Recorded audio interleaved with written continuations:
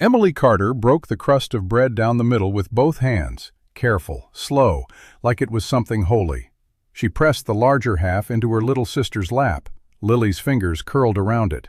Her legs hadn't moved on their own in 3 months. Her wheelchair sat tilted in the slush, one wheel guard missing, the whole frame groaning under the wind.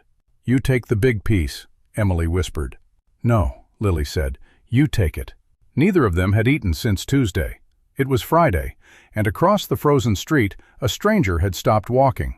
Before we go any further into Emily's story, I want to ask you something from the bottom of my heart. If you believe a child should never be thrown away, hit that subscribe button right now. Tell me what city you're watching from today. Drop it in the comments so I can see how far this story travels. Now, let's begin. Samuel Hayes had been walking for 11 days straight. He wasn't running from anything, not exactly. He was just a man who had stopped belonging to places the way other men did. Stopped feeling the pull of a fire or a doorway the way a normal human being ought to. 61 years old, broad through the shoulders, hands like old leather cracked at every knuckle, stained with decades of rope work and cold weather. He wore a gray duster that had once been brown, and a hat that had seen more storms than most men twice his age. He had no destination, that was the truth of it. He had sold his ranch outside of Billings 18 months ago, and since then he had simply moved the way water moves, not because it wants to go anywhere, but because standing still isn't something water knows how to do. Harlan Creek, Montana was not a town that invited strangers. Samuel could feel that the moment he turned off the main road and saw the buildings pressing together against the gray sky. Smoke rising thin and reluctant from the chimneys, horses tied to posts with their heads down against the cold. It was the kind of town that had made a private decision somewhere along the way. A decision about who mattered and who didn't, about who deserved warmth and who deserved the street. You could feel it in the way the people moved, quick, deliberate, eyes that looked past you rather than at you. He was passing through, that was all. One night at a boarding house, maybe 2, then west again, toward wherever came next. He was 3 blocks from the boarding house when he saw her. The girl was maybe 6 years old, thin as winter wheat, wearing a coat that was 3 sizes too large and splitting at both elbows. She was kneeling in the slush between 2 buildings, not quite an alley, not quite a street. And she was doing something with her hands that made Samuel slow his horse without deciding to. She was breaking a piece of bread in half. It wasn't good bread. Even from 20 feet away, Samuel could see the gray-green edge of mold creeping across one end. The loaf, if you could call it that, was more of a crust.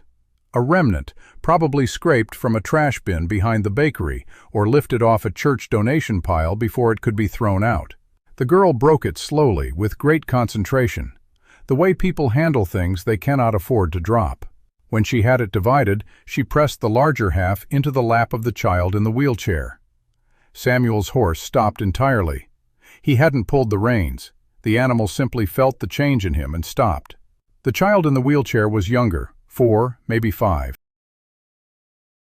Her legs were thin in a way that spoke of long stillness.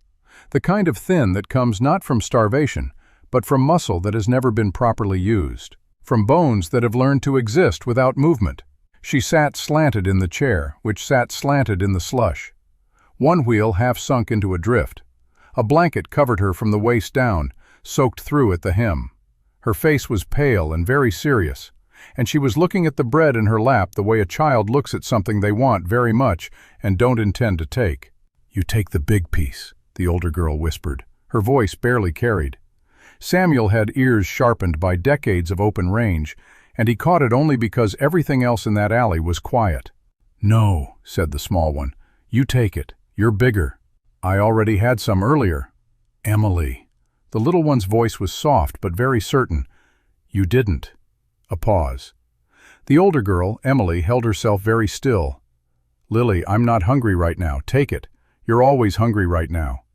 Lily pushed the larger piece back into her sister's hand. "And I'm not taking more than half." Mama always said equal. Mama's sick. She still said it. Emily looked down at the bread in both their hands for a long moment. Then she did something that hit Samuel Hayes like a board across the chest. She tore a tiny corner off her own half and slipped it quietly back onto Lily's piece, thinking her sister wasn't watching. Just a corner, just enough to make the smaller piece slightly less small. Lily saw it. She didn't say anything. She just reached over and tore the same small corner off her own piece and pressed it back. They ate what was left in silence. Samuel didn't move for a long time after that. He sat on his horse in the cold and watched two children negotiate the mathematics of starvation with the gravity and gentleness of two old women who had been sharing hardship their whole lives. When they were done, Emily reached over and wiped a crumb from Lily's chin with the sleeve of her too large coat. Lily said something he couldn't hear. Emily laughed a small, real laugh, brief as a match flame in wind. And then the laugh was gone, and the cold was back, and they were just two children in a wet alley in a town that was pretending they didn't exist. He dismounted. His boots hit the slush, and both girls went rigid. Emily stepped in front of the wheelchair immediately, arms out slightly, not quite blocking it, but positioning herself between her sister and the stranger. An instinct so practiced and automatic it made Samuel's jaw tighten. "We ain't bothering nobody," Emily said. Her chin was up, her voice was steady. Whatever fear she felt, she had put it somewhere out of reach. "We're just sitting." "I can see that," Samuel said. He stopped where he was, 10 feet out, hands visible. He had learned a long time ago how to stand so that he didn't look like a threat. Cold place to sit. "We don't mind the cold." That was a lie, and they both knew it. The older girl's lips were the blue pink of a child who had been in the wind too long. The younger one's fingers, wrapped around the wheel rim of her chair, were white at the knuckles. "My name's Samuel," he said. "Samuel Hayes. I'm just passing through." Emily studied him the way a child who has learned too young not to trust people studies a stranger. Carefully, completely, looking for the thing behind the face. "Passing through to where?" "West." "West is cold too." "That's the truth," he said. A silence. Then Lily spoke from behind her sister, leaning sideways to see around Emily's arm. "I'm Lily," she said with a formality that didn't belong to a child her age. "This is my sister Emily. We live here." Samuel looked at the gap between the buildings. "Here?" "Close," Emily said, her voice sharpening slightly. "Your folks know where you are?" Something moved across Emily's face. She controlled it fast, but not fast enough. "Our papa's gone. Our mama's resting." "Resting?" "She's sick," Lily said plainly, because she was too young to know that some information should be withheld from strangers. "She's been sick a long time. Emily takes care of her. And me. Emily takes care of everybody." Emily shot her sister a look that said very clearly, "Hush." Lily returned a look that said just as clearly, "It's true, though." Samuel crouched down so he wasn't looming. He put his hat on his knee. "How long has your mama been sick?" "That ain't your business," Emily said. "No," he agreed, "it ain't." Another silence. Wind moved between the buildings, and the wheelchair rocked slightly, and Emily reached back without looking and put her hand on the side of it to steady it. Automatic. "Like breathing." "There's a doctor in this town," Samuel said. "Fella named Pratt, I think. I passed his sign coming in." "Dr. Pratt doesn't come to us," Emily said. The way she said it, flat, factual, without bitterness, was somehow worse than anger would have been. "He came once when Mama first got bad. He said we owed him for the visit. We didn't have the money, so he left. He hasn't come back." Samuel looked at her for a moment. "How long ago was that?" Emily pressed her lips together. She glanced at her sister. Something passed between them, a wordless conference, the kind that belongs only to siblings who have spent too much time alone together. Then she said, "Weeks, maybe 6 weeks. 6 weeks in Montana in winter, with a sick woman and 2 children, one of whom couldn't walk." "What is it your mama's got?" Samuel asked. "She coughs bad," Lily offered. "At night mostly, and she gets real hot and then real cold, and she can't eat much anymore." Pneumonia. He'd seen it enough to know. He'd lost his own father to it back in '49 on a ranch in Wyoming when Samuel was barely 8 years old. He knew exactly what 6 weeks of untreated pneumonia looked like. He knew what it led to. "Where are you staying?" he asked. He kept his voice even, calm, like it was a practical question with no weight to it. Emily watched him for a long moment. He could see her deciding, weighing him against every other adult who had looked at her and found reasons to walk away. He could see the weight of that experience in her eyes, which were too old for her face, too steady, too carefully controlled. "The repair shop," she finally said. "At the end of Birch Street, the one that's closed up. The owner, Mr. Dallow, he passed last spring. Nobody uses it. We moved in when Papa died, and the bank took the house." "Emily," Lily said quietly. "It's okay," Emily told her sister. Then to Samuel, "We're not squatting for fun. We didn't have anywhere else." "I know," Samuel said. "You don't have to tell anybody." Emily said, "If someone official comes, they'll take Lily away. They don't always keep siblings together, and she needs—" She stopped, cleared her throat. When she spoke again, her voice was iron again. "She needs me." Lily reached forward and found her sister's hand. She held it. Emily let her. Samuel stood up slowly. He put his hat back on.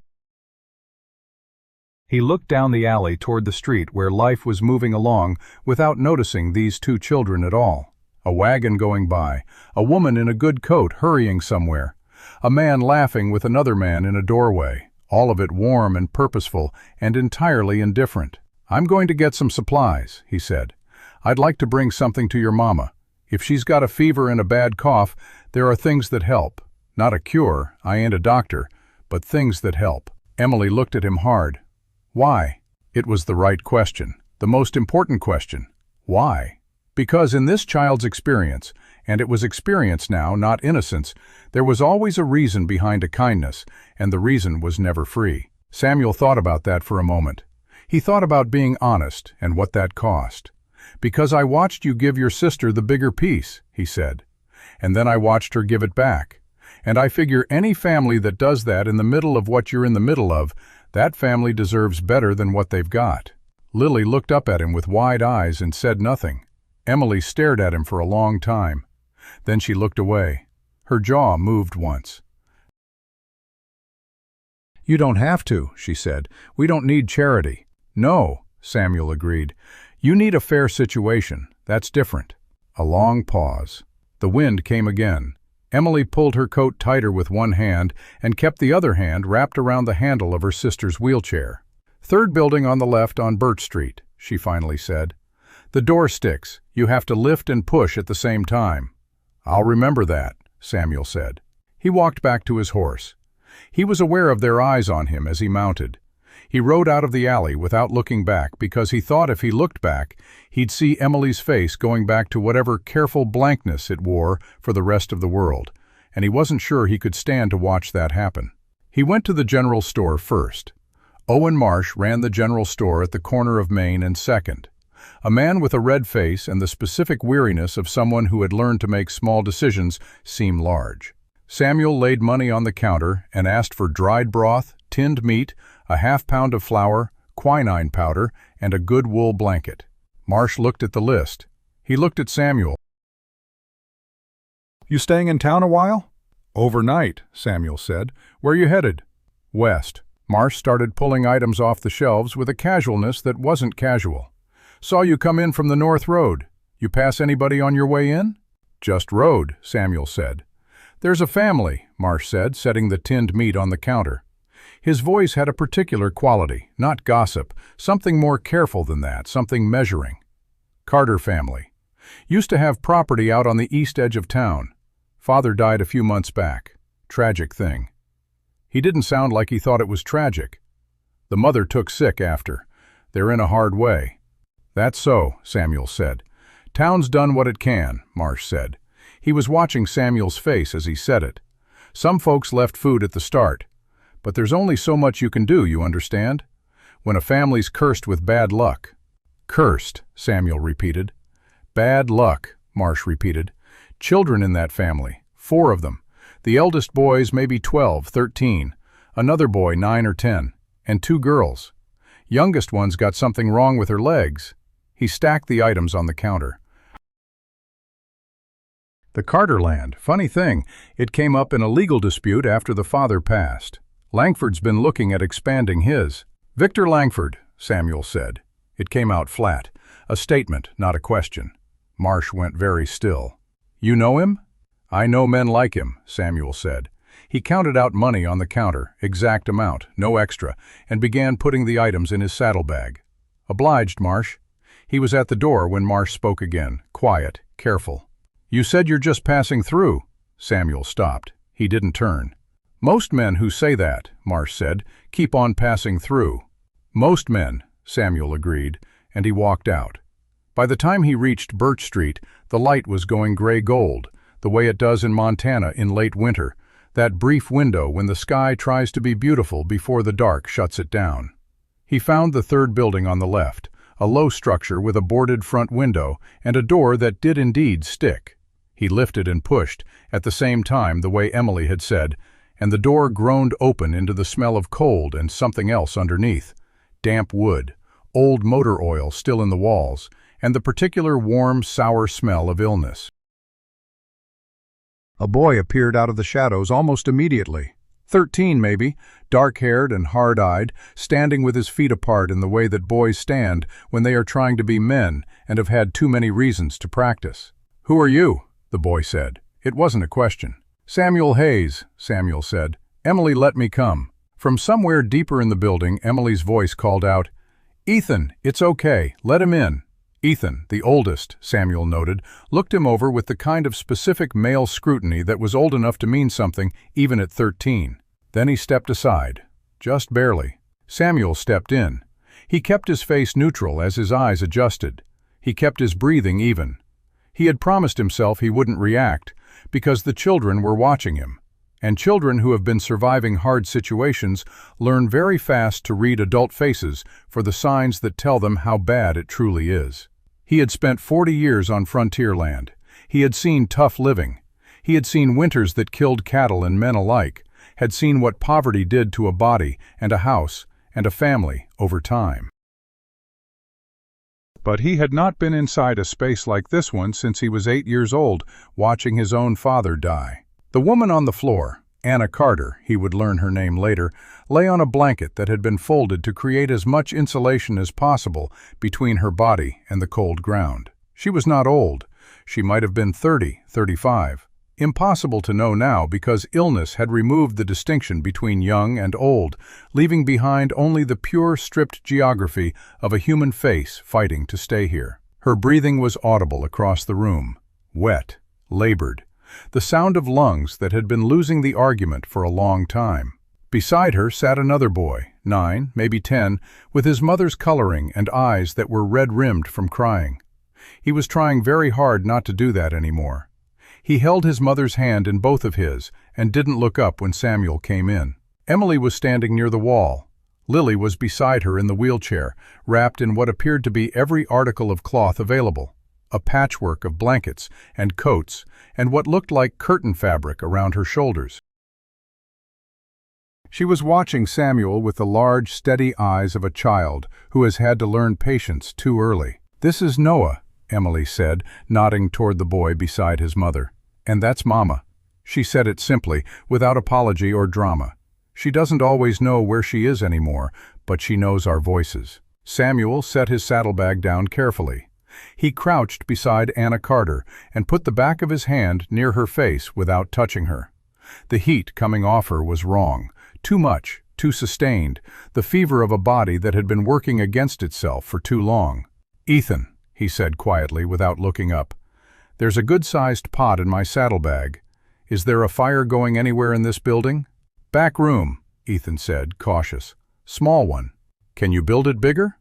A pause, the boy calculating risk and necessity. "Yeah."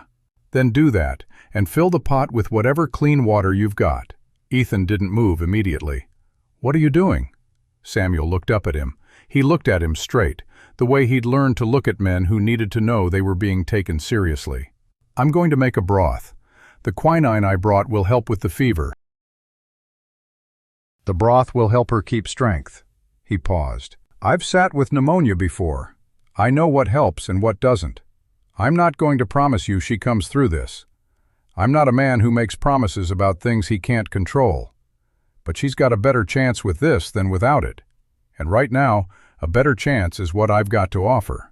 Ethan stared at him for another long moment. Then he crossed to the saddlebag, found the pot, and went to the back room. Lily spoke from the wheelchair. Her voice was soft but clear. "Are you going to stay?" "For tonight," Samuel said. "What about tomorrow?" He looked at the little girl. She was watching him with those patient, enormous eyes, and there was no fear in them, which was perhaps the most remarkable thing he had encountered in a very long time. Not the absence of fear, because she didn't understand the situation. She understood it all right. Understood it with a clarity that should have destroyed something in her, and somehow hadn't. Just faith.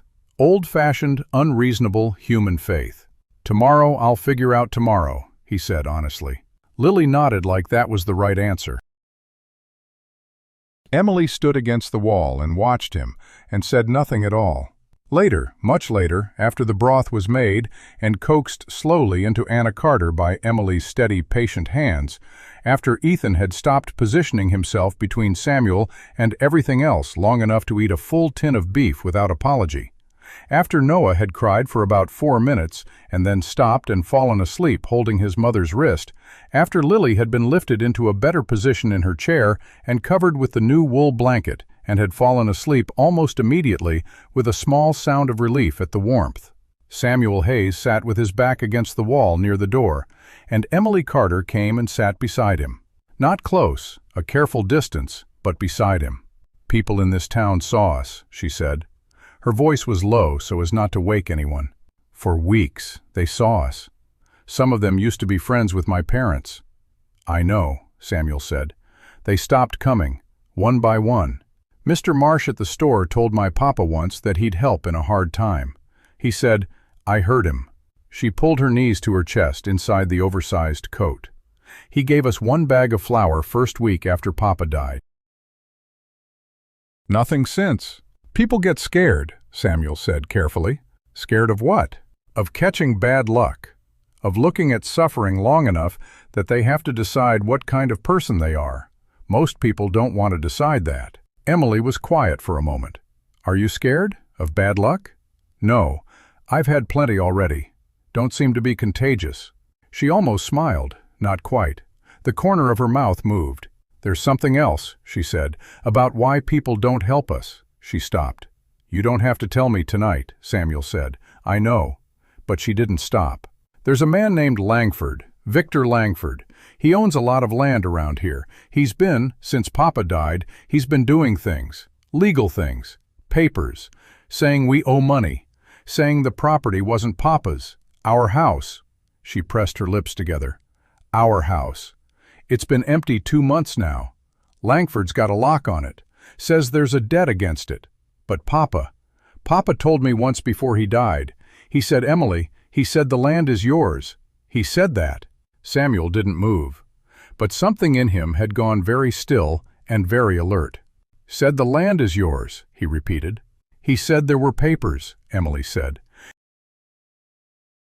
She was staring forward, not at Samuel. Her voice was careful and quiet, picking its way through the information like crossing a frozen creek, testing each word before she put weight on it. "He said he kept them safe. He said if anything ever happened." She stopped again. Her voice was steady, but her hands wrapped around her knees were not. "He died before he could tell me where." Samuel looked at the far wall. He thought about Victor Langford's name coming out of Owen Marsh's mouth with that particular careful quality. He thought about the gap between a man dying in a construction accident and a land developer moving on a property a few weeks later. He thought about the specific mathematics of corruption, which he had seen operate in enough towns to know its shape. "Your Papa," he said, "the accident he died in. What do people say about it?" Emily turned and looked at him fully for the first time since sitting down. Her eyes, in the dim light from the back room fire, were very dark and very direct. "They say it was an accident," she said. A pause. "And what do you say?" Samuel asked. Emily Carter, 6 years old, sat in a cold, abandoned building in the worst winter in years, surrounded by her sick mother and her sleeping brothers and her wheelchair-bound sister. And she looked at Samuel Hayes with the eyes of someone who had already figured out the answer and was waiting for the world to catch up. "I say," she said slowly, "that my Papa was real careful. He was always real careful. He checked everything twice. She turned away again. That's what I say. Samuel looked at the far wall for a long time. All right, he said quietly. All right what?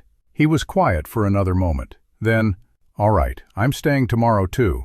Emily didn't respond immediately. When she did, her voice was measured, controlled, giving him nothing for free. Why? She asked. The same question as before, the most important question.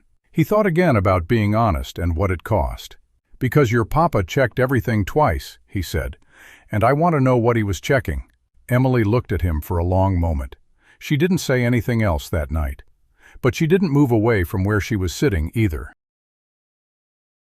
And that, Samuel Hayes was beginning to understand, was as close to trust as this particular child knew how to come, sitting near someone, just near enough, without quite letting herself believe they were going to stay. Outside, the wind had picked up, and the snow was beginning again, coming down in thick, slow curtains across the dark streets of Harlan Creek, Montana, covering everything equally, the warm houses and the cold ones, the full tables and the empty floors, the people who had chosen to look away and the ones who had not yet decided. And inside the abandoned repair shop on Birch Street, a family breathed together in the dark. And for the first time in a very long time, there was something else in the room with them. Not safety, not yet, but something that might, given enough time and enough stubborn refusal to walk away, become it. Samuel Hayes did not sleep that night. He sat with his back against the wall and listened to Anna Carter breathe, counting the seconds between each wet, labored inhale, the way a man counts the seconds between lightning and thunder, trying to measure how close the danger truly was. Every time her breathing stuttered, Emily's eyes opened in the dark from across the room. The girl wasn't sleeping either. She was lying on her side next to Lily's wheelchair, one arm hooked around the base of it, and every time her mother's breathing changed, she went rigid for a moment, then slowly released. She'd been doing it so long she did it in her sleep. When the first gray light came through the cracks in the boarded window, Samuel got up, built the back room fire higher, and put water on. Ethan appeared in the doorway a few minutes later, hair matted on one side, watching him with those hard, careful eyes. "You're still here," Ethan said. "Said I would be." Ethan leaned against the doorframe. "Men say a lot of things." "True enough," Samuel agreed. He poured hot water into the tin cup with the quinine powder and stirred it slow. "Your mama needs this again before she can speak. You know how to get her to drink when she's not fully awake?" "I know how." From the other room, Lily's voice. "Is there any more bread?" Emily's voice immediately. "Not yet, but there will be, okay?" "Is Samuel still here?" "I know, I told you he would be." A longer pause from Emily. Then, quietly, "You did." Samuel looked at Ethan. Ethan was still looking at the floor. After a moment, he said without looking up, "She told Lily last night that she thought you'd be gone by morning. That's how it usually goes." "I reckon it is," Samuel said. "For most." Ethan looked at him then. "What makes you different?" It was the same question Emily had asked twice the day before, dressed up in different clothes. Samuel understood that it wasn't really a question, it was a test. And the test wasn't about what answer he gave. It was about whether he flinched when it was asked. He didn't flinch. "Nothing, maybe. We'll find out." That was enough for Ethan, not because it satisfied him, but because it was honest. He unfolded his arms and came to crouch beside the fire. Samuel let a moment pass. Then, casual as conversation about weather, "Your papa's coat, the one he died in, do you still have it?" Ethan went still. Not suspicious, still. Grief, still. The way a person goes still when something unexpected puts a hand on a wound they've been walking around for months. "Yeah," Ethan said. "Emily kept it." "Where?" Ethan looked at him sideways. "Why?" "Your sister told me something last night about papers. Said your papa mentioned keeping something safe." Samuel kept his voice flat, informational, giving the boy room to decide. "I don't want to go looking through your father's things without asking. But if there's something in that coat, I'd like to see it." Ethan stared at the fire. His hands extended toward the heat had gone rigid. "He said that to Emily about papers. She said he told her the land was hers. Said he kept something safe. Died before he could say where." A silence that had weight to it. Ethan turned this over. Samuel could see him doing it, could see the boy's mind working through the implications, through the geometry of what that might mean. All the things a 13-year-old who has been the man of a desperate family for months would understand about land and papers and men like Victor Langford. "It's in the corner," Ethan finally said. "Under the blankets, the brown coat." Samuel stood. The coat was where Ethan said it was, folded careful and flat, the way you fold something you can't afford to lose and can't afford to look at. Brown wool, heavy, one pocket torn, one button missing. Samuel picked it up and felt the weight of it, and understood immediately that it had been kept because it was all they had left of a man, and he handled it accordingly. He ran his hands along the lining, along the bottom hem, inside the collar, then his fingers found it. A stiffness in the lining between the outer fabric and the inner layer near the left side seam. A thickening that wasn't padding. He turned the coat over and looked at the seam. Someone had re-sewn it, recently and not neatly. A man stitching, done fast, done with intention. "Ethan," Samuel said quietly, "you got a knife?" The boy pulled one from his boot without hesitation. Samuel took it, ran the blade along the inside of the seam, careful as a surgeon, and reached into the gap. His fingers found paper, several folded sheets, stiff with age and handling, pressed flat against the lining. He pulled them out. Emily appeared in the doorway. She had heard. Of course she had. She came in and stood beside Ethan, and both of them watched Samuel unfold the papers on his knee. He read. He read slow, making sure he understood what he was looking at before he spoke. When he looked up, his face was very calm.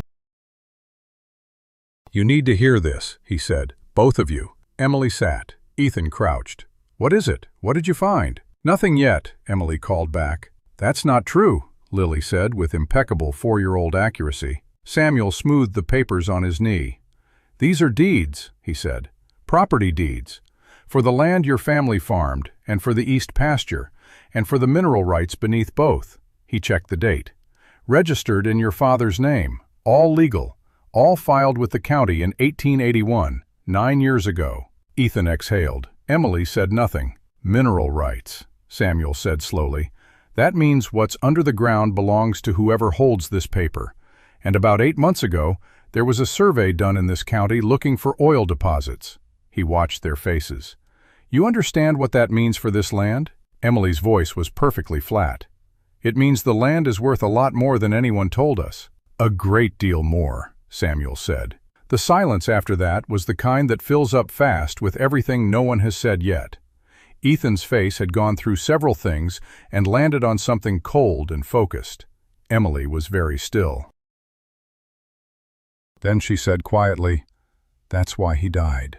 She had known the shape of this answer for months, had been walking around it waiting for someone to put words to it that she was too young to say herself. Samuel held her gaze. He wasn't going to lie to her.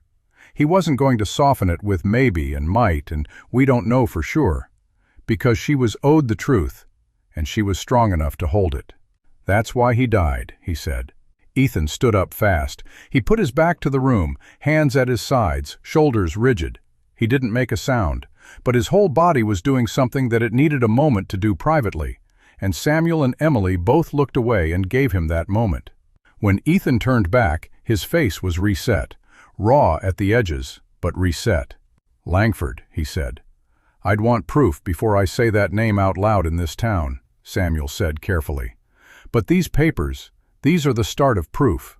These tell us what your father knew and what someone needed him not to tell anyone else." He refolded the documents. "I need to keep these safe. Somewhere Langford's men can't find them if they come looking." "They've come already," Emily said. Samuel looked at her.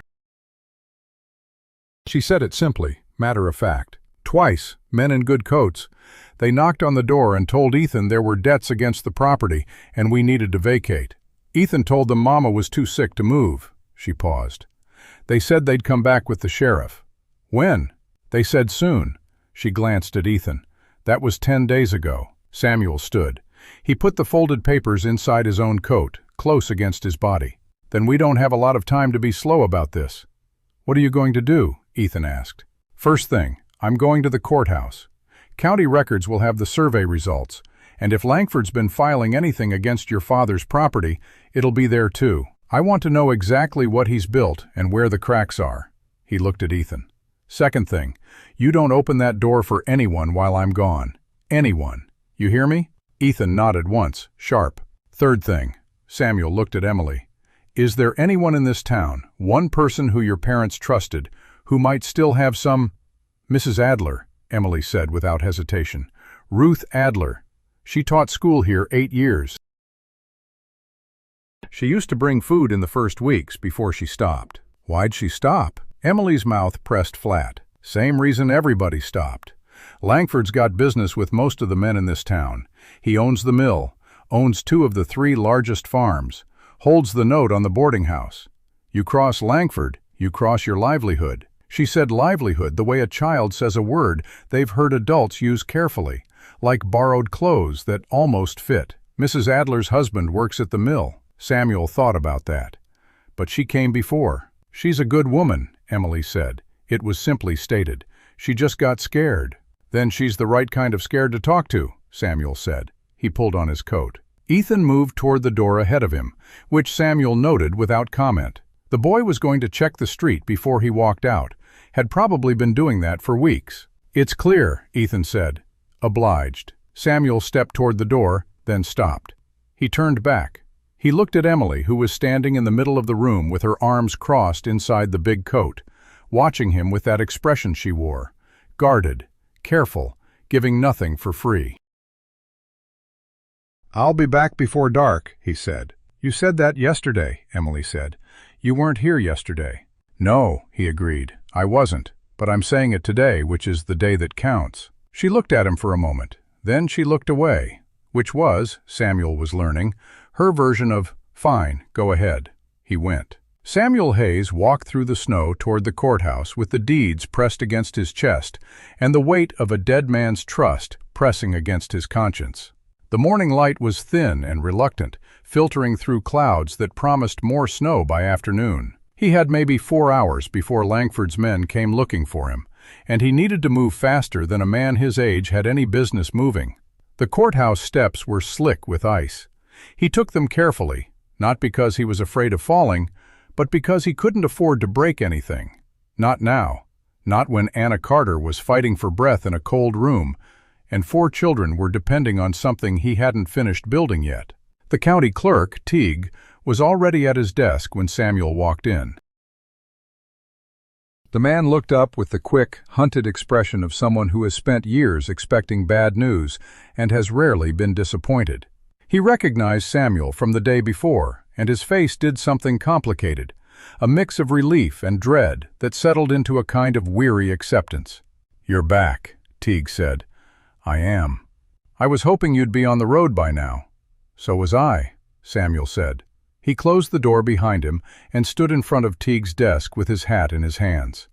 "But I found something in a dead man's coat that changes things." Teague's hand stopped moving over his ledger. He set the pen down carefully, the way you set down something you don't want to drop. "What kind of something?" "Property deeds, mineral rights. The kind of something Victor Langford has been trying to bury for 6 months. Samuel pulled the folded papers from inside his coat and laid them on the desk, flat, deliberate, giving Teague room to look without pressure. "I need to see the survey records from April of last year, the ones commissioned by the Helena Company.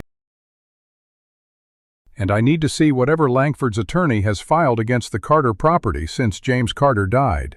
Teague looked at the papers on his desk. He didn't touch them. He was a thin man with thin hands and the specific pallor of someone who spends his life indoors watching other people's documents accumulate. His eyes moved over the deeds, reading without appearing to read, the way a man reads when he already knows what they say and is only confirming a fear. "Those are real," he said. "It wasn't a question." "They're real," Samuel said. "Sealed, witnessed, registered. Filed in 1881, 9 years ago, long before Langford had any claim." Teague sat back in his chair. He stared at the wall for a long moment. Then he said very quietly, "The survey records were pulled from the file 4 months ago, authorized by Sheriff Connell's office. But I made copies before they were taken." Samuel didn't move. He didn't want to startle the man. "You made copies." I make copies of everything, Teague said. His voice was flat, mechanical, the voice of a man who has been justifying a small act of defiance to himself for months. I've been the county clerk in Harlan Creek for 12 years. I've watched Langford build his operation piece by piece, using the law as a shovel. I've watched him buy land, threaten families, silence opposition. And I've watched every man in this town, every man with a spine, find reasons to look the other way. He paused. I'm not a brave man, Mr. Hayes, but I'm a man who keeps records, and I've kept copies of everything Langford has touched in this courthouse for the last 3 years. Samuel stood very still. The room felt suddenly smaller, charged with something that had been building in silence for a long time. Why? Because someone was going to come, Teague said. He looked at Samuel directly for the first time. Someone was going to come who wasn't afraid of Langford, and when they did, I wanted them to have what they needed. He reached into the bottom drawer of his desk, pulled out a thick folder tied with string, and set it on top of the deeds. These are the copies. Every filing, every removal order, every note Langford's attorney left in the margins. It's all there. Samuel looked at the folder, then he looked at Teague. You understand what this means. Once I take this, there's no going back for either of us. I understood that 3 years ago when I started keeping them, Teague said. He pulled the string loose and opened the folder.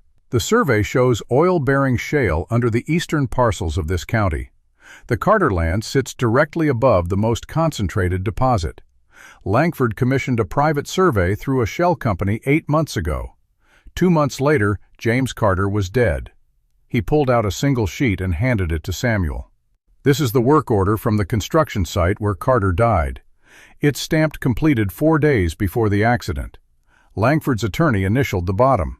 Samuel read the paper. His jaw tightened. This says the job was finished. Carter had no reason to be on that scaffolding.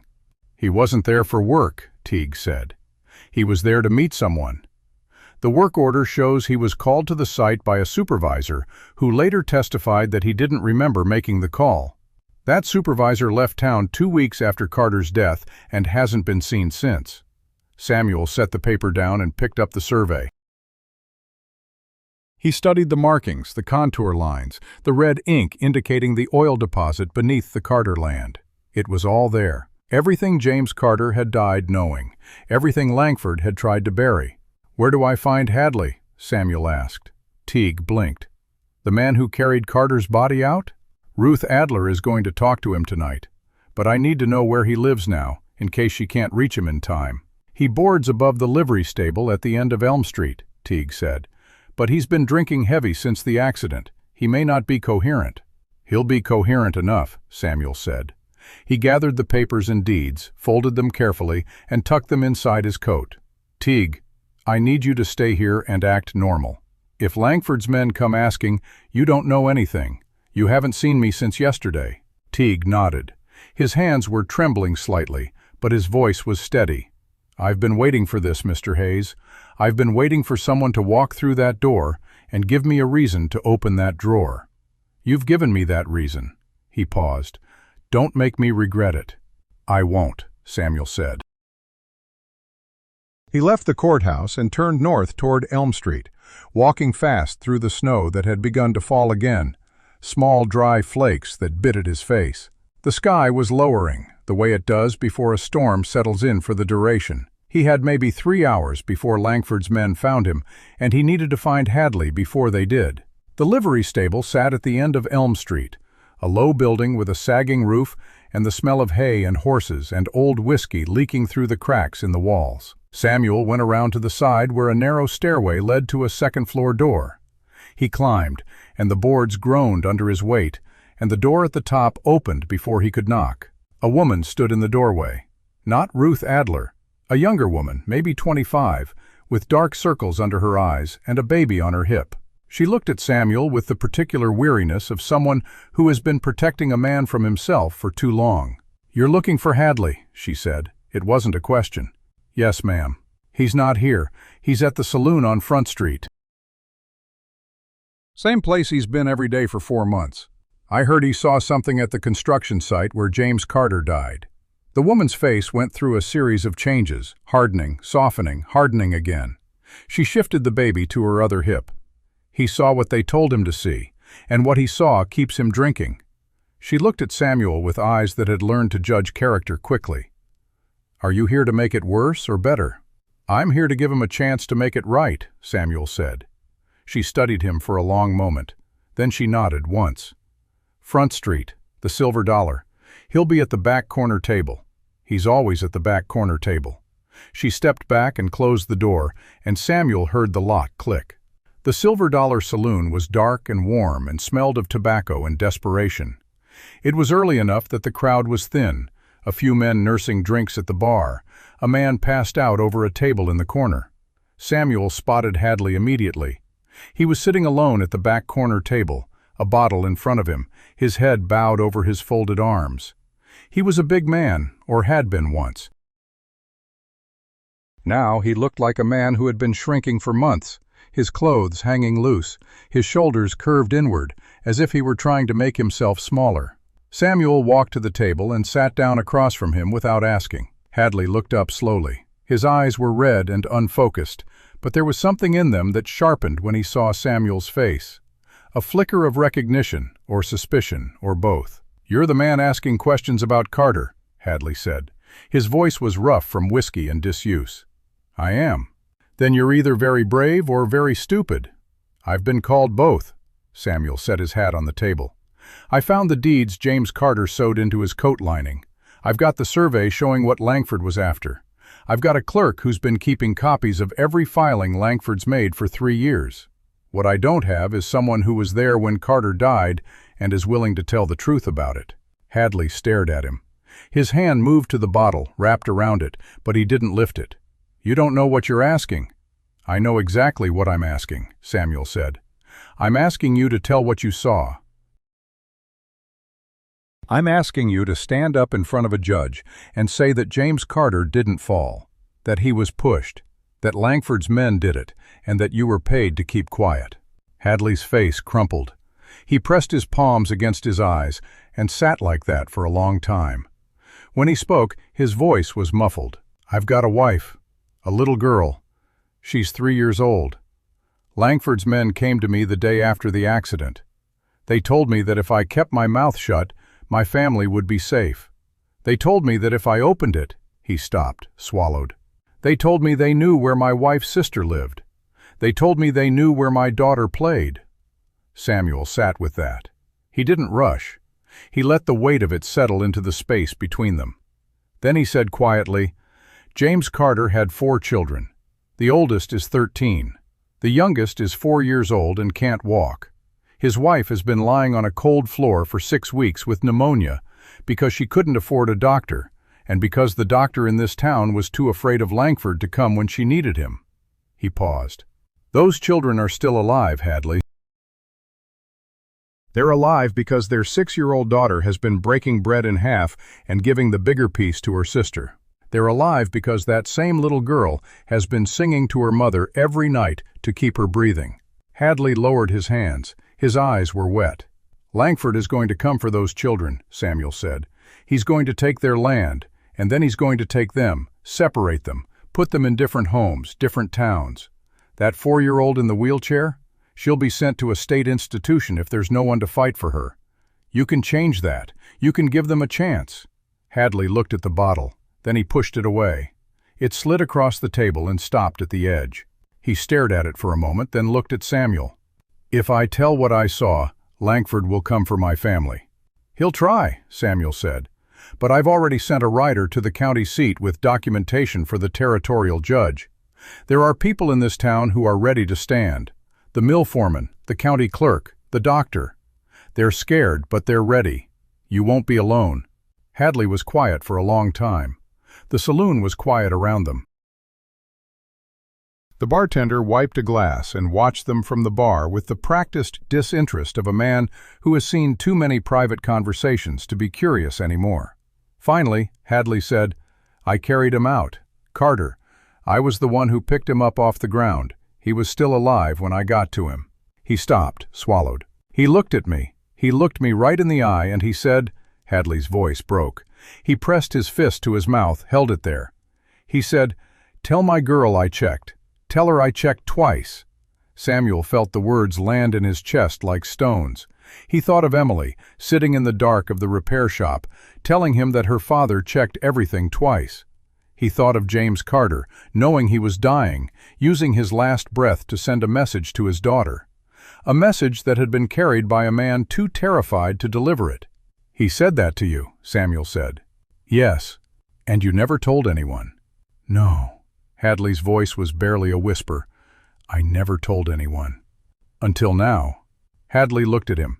His face was raw, stripped of everything but a terrible, fragile resolve. "Until now." Samuel stood. He reached across the table and put his hand on Hadley's shoulder.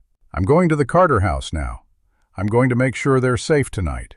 Tomorrow morning, I'll be at the courthouse when Langford tries to enforce his claim. I need you there too." Hadley nodded. He didn't speak, but he nodded. Samuel left the saloon and walked back into the snow. The storm was building. The wind had picked up, and the flakes were coming faster, thicker, beginning to accumulate on the boardwalks. He pulled his collar up and headed toward Birch Street, moving against the weather the way he had been moving his whole life. Steady, deliberate, refusing to stop. When he reached the repair shop, he found Ethan at the door, watching the street with the same hard eyes he'd had the night before. The boy opened the door before Samuel could knock and pulled him inside without a word. "Langford's men came by again," Ethan said. His voice was low, controlled. "Two of them. They didn't try to get in, but they circled the building twice. They know you're here." "They know," Samuel said. He looked past Ethan to the back room, where Emily was sitting beside her mother, spooning broth into her mouth, with the same patient care she used for everything. Anna Carter's breathing was still labored, but there was a rhythm to it now, a steadiness that hadn't been there the day before. "She drank the whole cup," Emily said without looking up. "She kept it down." "That's good," Samuel said. He crossed the room and crouched beside Anna Carter. Her eyes were closed, but her face had lost some of the gray pallor from the day before. The fever was still there, but it had pulled back, retreated a little. She was still fighting. "She opened her eyes this morning," Noah said from the corner. He was sitting with his arms wrapped around his knees, watching his mother with the fierce attention of a child who has learned not to look away. She looked at Emily, and she smiled. Just a little, but she smiled. Samuel looked at Emily. The girl's face was composed, as always, but there was something in her eyes that hadn't been there the night before. Something that looked like hope, if you knew where to look for it. "She's going to make it," Emily said. She said it like a statement of fact, like something she had decided and wasn't going to argue about. "Yes," Samuel said, "she is." The day passed in a strange, suspended silence. Samuel took the watch from Ethan in the afternoon, sitting by the window with a view of the street, watching for signs of Langford's men. They didn't come back. That bothered him. Langford wasn't the kind of man who backed off. He was the kind of man who regrouped, recalibrated, and came back with something worse. At dusk, Ruth Adler appeared at the back door with a basket of food. She came in quickly, brushing snow from her shoulders, and set the basket on the table without ceremony. "I talked to Hadley," she said. Her voice was breathless, not from the cold, but from something else.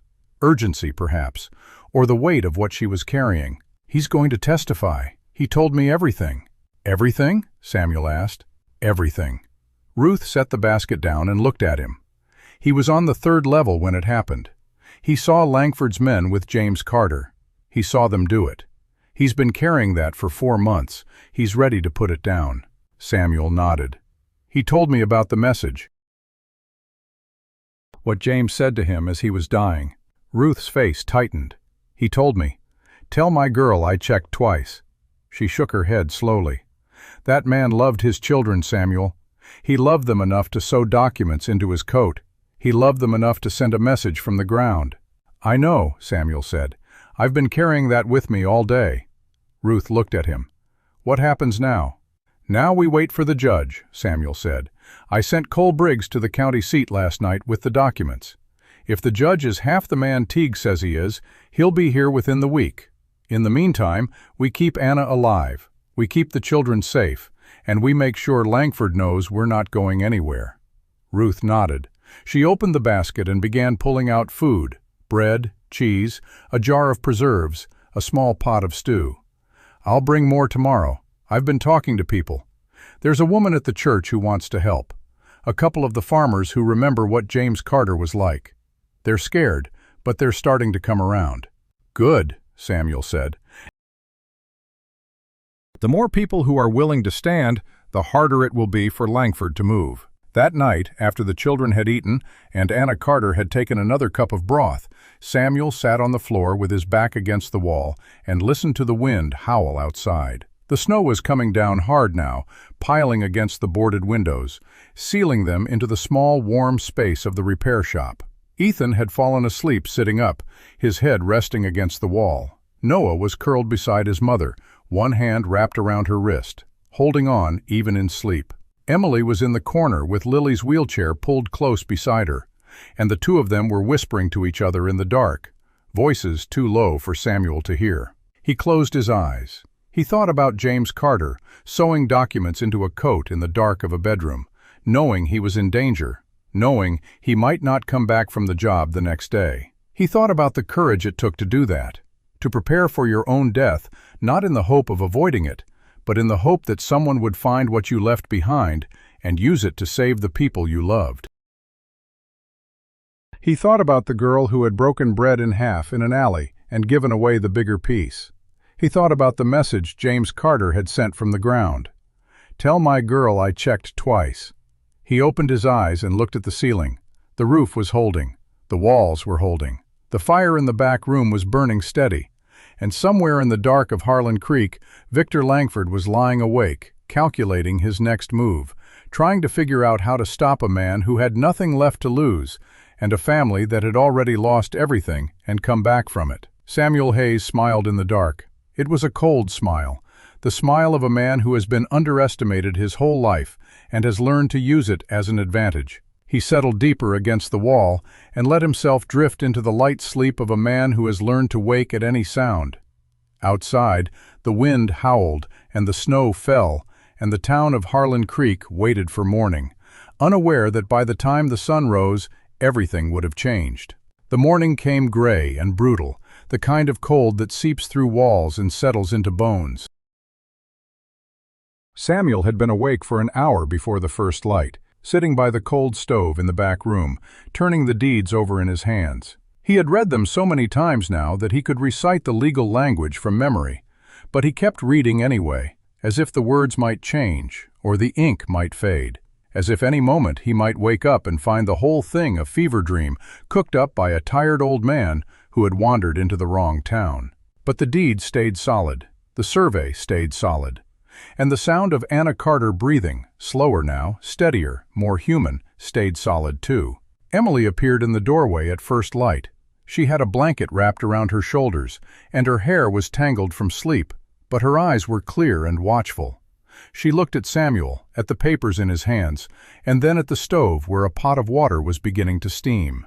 "You didn't sleep," she said. "I slept enough." "You're lying." Samuel looked up at her. She was standing with her feet planted, arms crossed inside the blanket, and for a moment she looked so much like a miniature version of the woman she was becoming that it caught him in the chest. "I slept as much as I needed to," he said. "How's your mama?" "She woke up twice in the night. She asked for water the second time. She knew my name." Emily said this without drama, but Samuel heard what was underneath it. The first time Anna Carter had spoken a name in weeks, and it had been her daughter's. He set the papers aside and stood. "That's good. That's real good." She said something else too. Emily's voice dropped. She said, "Where's Samuel?" Samuel felt the words land somewhere unexpected. He busied himself with the stove, checking the fire, adjusting the damper, anything to avoid meeting the girl's eyes. "She's got a lot of people asking about her. She's probably confused." "She's not confused," Emily said. "She knows what she's saying.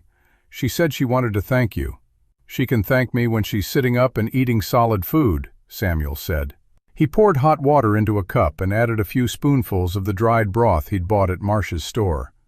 Right now she needs to rest and let that medicine work. And so do you. I rest when she rests. That's not what I saw last night. Emily's jaw tightened. I don't sleep deep. That's how I hear her when she needs me. I know, Samuel said. He handed her the cup of broth. Take this to her, and then I need you to do something for me. What? I need you to start thinking about what happens after this is over. Langford's going to make a move soon. Maybe today, maybe tomorrow. But when he does, I need you and your brothers to know what to do. Emily took the cup. Her hands were steady, but her eyes had gone sharp. What kind of move? I don't know yet. That's what makes it dangerous. Samuel crouched down so he was at her level. But here's what I need you to remember.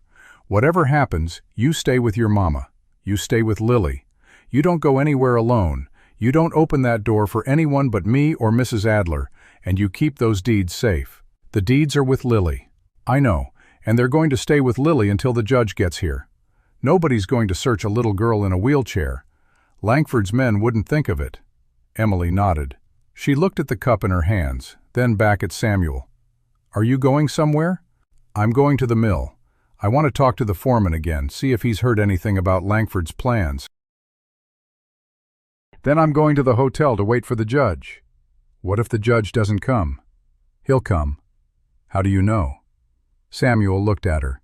The question was the same one she had been asking since the night they met. How do you know? How do you know you can trust anyone to stay? He thought about the answer he had given her before, about small choices, about staying one day at a time. He gave her the same answer now. I don't know for certain, he said, but I know Cole Briggs. He's a good rider, and he's got a fast horse. And I know Judge Reese. I've heard of him. He's not the kind of man who ignores a packet full of evidence. He stood. Sometimes you have to believe that the world is going to do the right thing, even when every sign says it won't. Emily looked at him for a long moment. Then she said very quietly, My papa used to say that. Samuel didn't have an answer for that. He just nodded and pulled on his coat. I'll be back before dark. Keep the fire going, keep your mama warm, and keep Lily close. He left by the back door, moving through the narrow passage between buildings, keeping his head down against the wind. The snow had stopped overnight, but the cold had settled in like a permanent guest. The streets were empty except for a few early risers, a man shoveling his walk, a woman hurrying toward the bakery with a basket over her arm. They didn't look at him. That was fine. The mill was on the south edge of town, a large wooden structure that dominated the skyline with its smokestack and its constant rumble. Samuel found the foreman, a man named Moore, in the yard, loading lumber onto a wagon. Moore saw him coming and set down the plank he was carrying. His face was careful, neutral. I was wondering when you'd show up, Moore said. I figured you might be expecting me, Samuel said. What have you heard?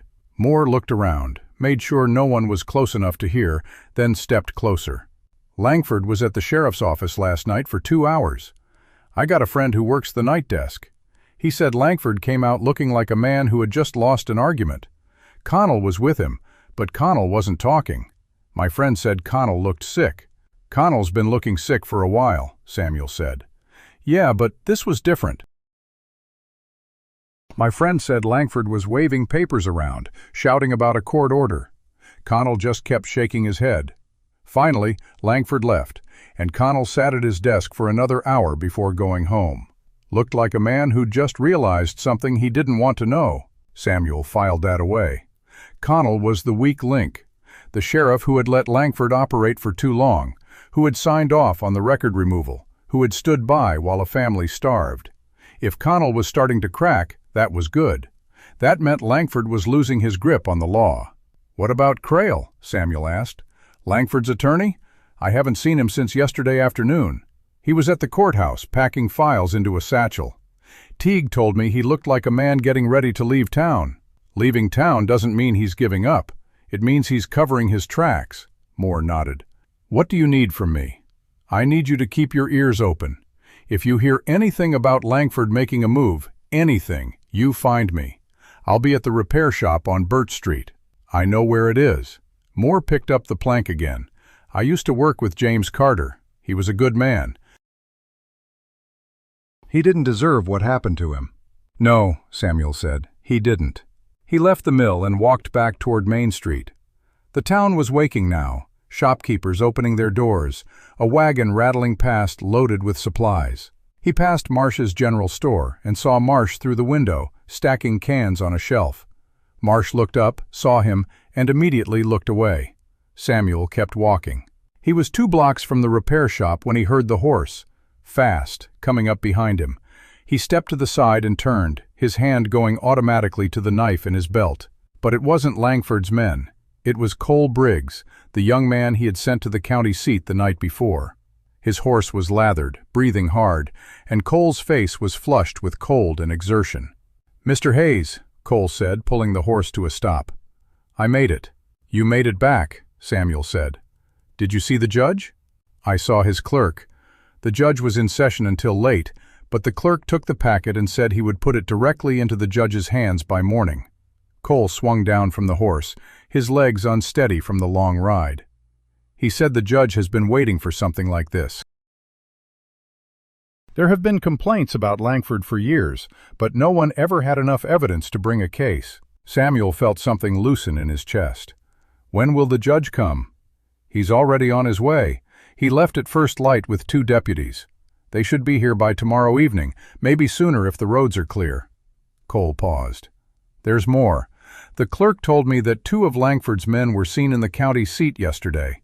They were asking questions about you at the courthouse." Samuel's jaw tightened. "Langford's covering his bases. He knows I sent someone. He's trying to find out what I have and who I've talked to." "What do we do?" "We stay the course. We keep the documents safe, we keep Anna Carter alive, and we wait for the judge." Samuel put his hand on Cole's shoulder. "You did good, son. Get some rest. You've earned it." Cole nodded and led his horse toward the livery. Samuel watched him go, then turned and walked the last 2 blocks to the repair shop. When he reached the back door, he found it unlocked. That was wrong. He had locked it himself when he left. He pushed the door open slowly, his hand on the knife. The back room was empty.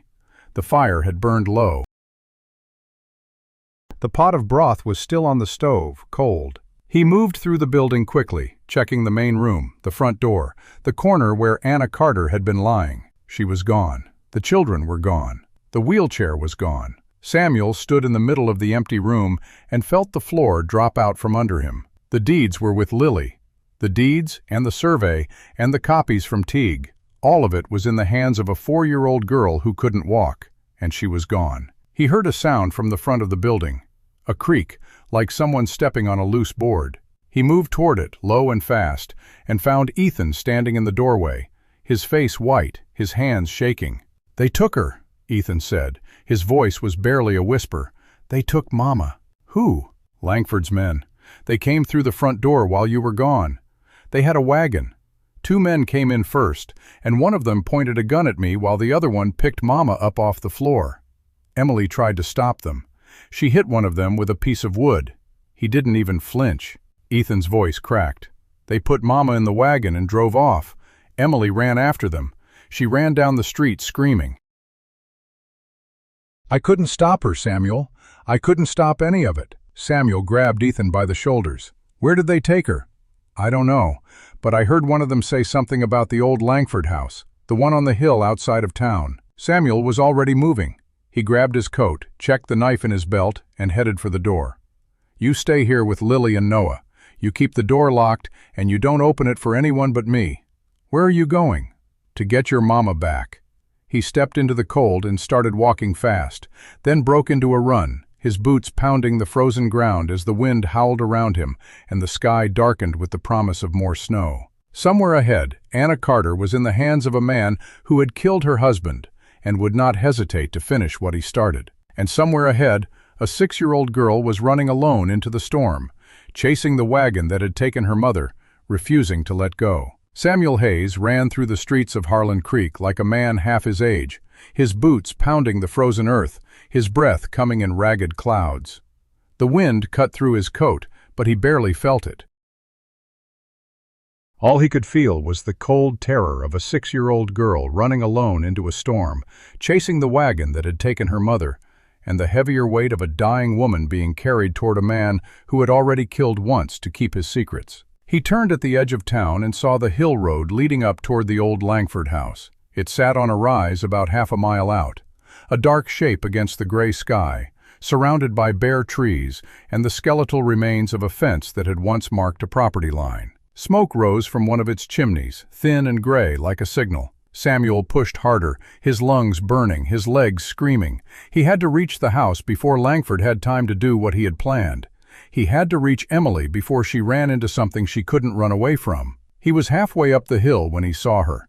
A small figure in a too large coat, staggering through the snow at the edge of the road, her breath coming in short, desperate gasps. She had stopped. She was standing still, her hands on her knees, her shoulders shaking. She was crying, but she was making almost no sound, the way children cry when they have learned that noise does not bring help. Samuel reached her and dropped to his knees in the snow beside her. "Emily, Emily, look at me." She looked up. Her face was red and raw from the cold and the tears. Her eyes were wild, the eyes of a child who had seen something she could not unsee. "They took her," she said. Her voice was thin and broken. "They took her, Samuel. I couldn't stop them. I hit one of them with a piece of wood and he just pushed me down. He didn't even look at me." "I know," Samuel said. He put his hands on her shoulders, steadying her. "I know you tried. You did everything you could. But I need you to be strong now. I need you to go back to the shop. Ethan is there with Lily and Noah. I need you to go back and keep them safe." "No," Emily's voice sharpened. "I'm not going back. I'm going with you." "Emily." "She's my mama." Emily's chin came up. The tears were still on her face, but something else had entered her eyes. A fire that Samuel had seen before, in the alley, when she had stepped between him and her sister. "She's my mama, and I'm not leaving her." Samuel looked at her. He could see that she meant it. He could see that no argument, no logic, no authority would move her. She had been fighting for her family alone for months, and she was not going to stop now, not when the fight had brought her this close. He had two choices: send her back and risk her running after him again, or take her with him and risk her seeing something no child should see. He made the choice that felt less like a failure. "Stay behind me," he said. "Do exactly what I tell you, when I tell you. And if I tell you to run, you run. You don't stop. You don't look back. You run to the repair shop and you lock the door and you wait for me. Do you understand?" Emily nodded. Her face was set, the fear pushed down into the same place she had been pushing it for months. She reached out and took his hand. Her fingers were cold and small, but they gripped him with surprising strength. They walked the rest of the way up the hill together. The old Langford house loomed ahead, a two-story structure with peeling paint and boarded windows. It had been empty for years, Samuel knew, a relic of a failed enterprise that Langford had bought for pennies on the dollar. Now it served a different purpose, a place where a man could bring people he wanted no one to see, where he could conduct business that the law was not meant to witness. The wagon was parked at the side of the house. The horses were still hitched, stamping in the cold. Samuel saw two men standing by the back door, their breath fogging in the air. They were the same two men who had come to the repair shop the night before, the broad-shouldered man and the shorter man with the rifle. They saw Samuel and Emily approaching, and the shorter man unslung his rifle and held it low. "That's far enough," the broad-shouldered man said. His voice was calm, almost pleasant, the voice of a man who had done this before and had no particular feeling about it one way or the other. "You're not going in there." Samuel stopped. Emily stopped beside him, her hand still in his. He could feel her trembling, but she didn't pull away.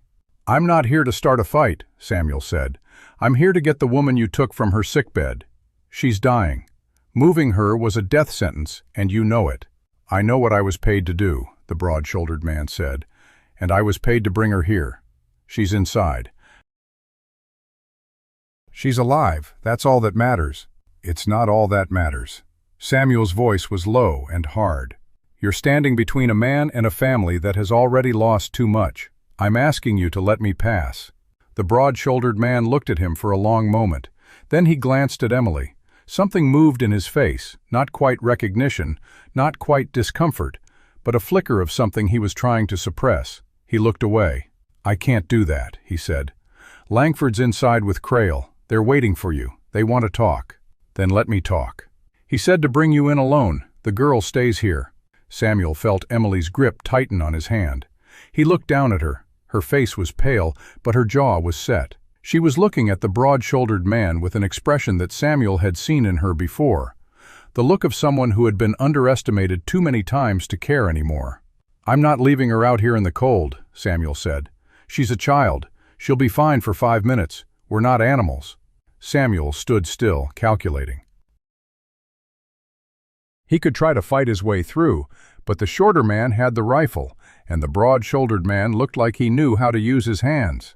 He could turn around and go for help, but by the time he got back, it might be too late. Anna Carter didn't have hours. She might not have minutes. He looked at Emily. "You remember what I said about running?" She nodded. "Good." He let go of her hand. "I'm going inside. You wait here. If you hear anything that sounds like trouble, you run. You don't wait. You don't look back. You run to the repair shop, and you stay there until I come back, or until the judge arrives. Do you understand?" Emily nodded again. Her eyes were bright with tears she was refusing to let fall. "Come back," she said. It was not a question. "I'll come back," Samuel said. He turned and walked toward the back door. The broad-shouldered man stepped aside and opened it for him, and Samuel stepped into the dark of the old Langford house. The inside was cold and smelled of dust and decay. A single lamp burned in the main room, casting long shadows across the walls. Victor Langford stood near the fireplace, his hands behind his back, his face smooth and composed, as if he were hosting a social call. Beside him sat a man Samuel recognized as Crail, the attorney, a thin man with wire-rimmed glasses and the face of someone who had spent his life finding legal ways to do immoral things. On a cot near the window, Anna Carter lay motionless, her breathing shallow, a blanket pulled up to her chin. She was alive. That was something. Langford turned as Samuel entered. He smiled, but the smile did not reach his eyes. "Mr. Hayes, I was beginning to think you wouldn't come. I'm here." "Yes, you are. And I imagine you're wondering why I brought Mrs. Carter to this less comfortable accommodation." Langford gestured around the room. "I needed a private conversation. The repair shop on Birch Street is a public place, as it turns out. People come and go. The hotel has ears. But here, we can speak freely." "Speak about what?" Langford's smile widened. "About the documents you found in James Carter's coat. About the survey. About the deeds. About the man named Hadley and the clerk named Teague and the writer you sent to the county seat last night." He paused. "I know more than you think, Mr. Hayes. I have known for some time. I simply needed to confirm the extent of your involvement." Samuel said nothing. He stood with his feet planted, his hands at his sides, watching Langford the way a man watches a snake that has not yet decided to strike. "Here is the situation," Langford said. "You have in your possession documents that could cause me considerable inconvenience. The deeds are legally valid. The survey is accurate. The testimony of a witness like Hadley, combined with a corrected death certificate from Dr. Pratt, would be enough to open an inquiry that I would rather not face." He stepped closer. "But I have something you want. I have Anna Carter. I have her life in my hands. And I have the resources to ensure that she receives the best medical care in the territory, or that she receives nothing at all." Samuel felt his hands ball into fists. He forced them open. "What do you want?" "Simple. I want the documents, all of them. The deeds, the survey, the copies Teague made, and any statements Hadley and Pratt have given. I want them in my hands by sunrise tomorrow. In exchange, I will release Mrs. Carter to your care, and I will provide a wagon and a driver to take her and her children to the county seat, where she can receive proper treatment. I will also provide a sum of money, enough to cover her medical expenses and to give the children a fresh start somewhere far from Harlan Creek. And if I refuse?" Langford's smile faded. "Then Mrs. Carter dies tonight. The children are separated by the territorial authorities as destitute orphans. And you, Mr. Hayes, are arrested for trespassing, theft of county records, and interference with a legal property claim. The sheriff may have lost his nerve, but I still have influence. You will rot in a territorial prison while I continue my work unhindered." Samuel looked at Anna Carter on the cot. She was so still, so pale, her chest barely rising and falling. He thought of Emily waiting outside in the cold, her small hand gripping his, her eyes full of a hope she was afraid to name. He thought of Lily in her wheelchair, the deeds hidden under her blanket, trusting him to keep them safe. He thought of Ethan and Noah, holding their mother's hand through the darkest hours, refusing to let go. "I need time to think," Samuel said. "You have until sunrise." Samuel turned and walked out of the room without another word. The broad-shouldered man opened the door for him, and he stepped back into the cold. The wind hit him like a wall. Emily was still where he had left her, standing in the snow, her arms wrapped around herself. She looked at him with a question in her eyes that she was too afraid to ask aloud. "We're going back to the shop," Samuel said. "What about Mama?" "She's alive, and she's going to stay alive, at least until sunrise." He took Emily's hand.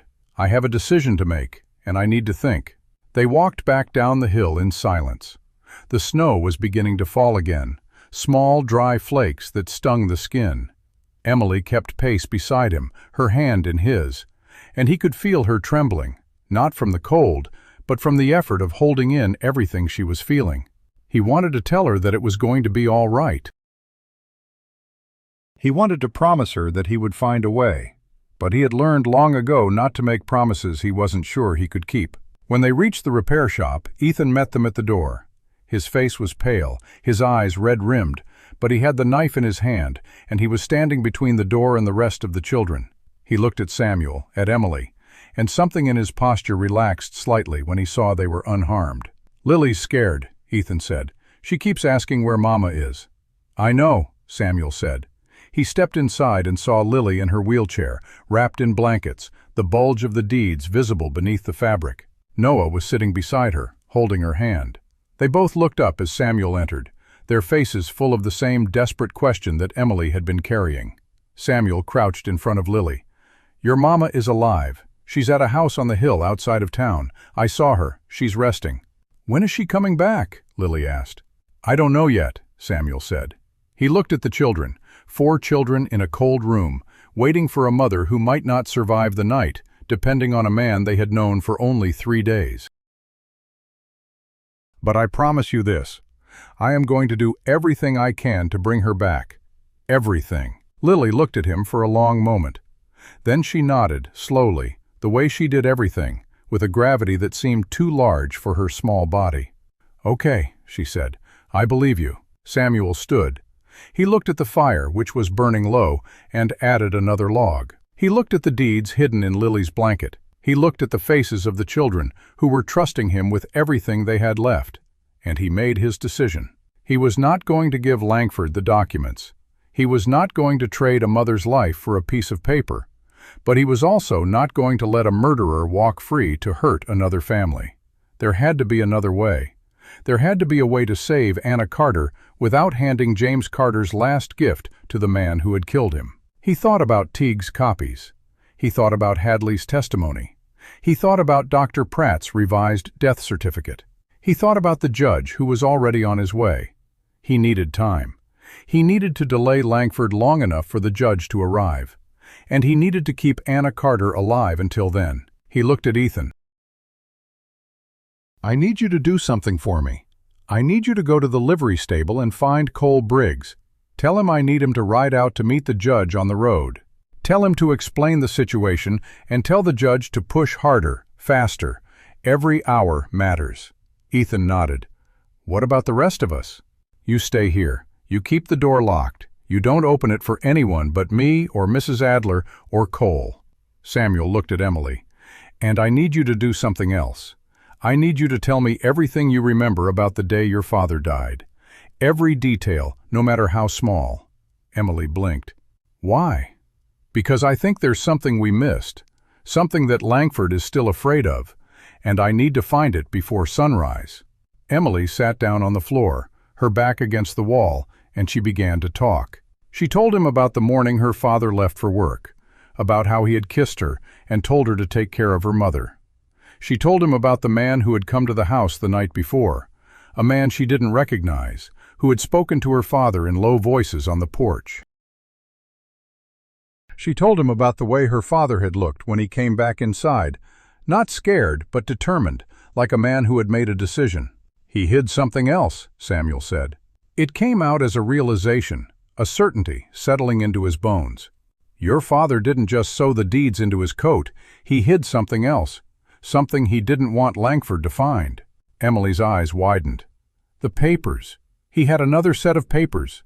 He told me once that he kept them safe. He said, 'If anything ever happens, tell your mother to look under the loose board in the pantry.'"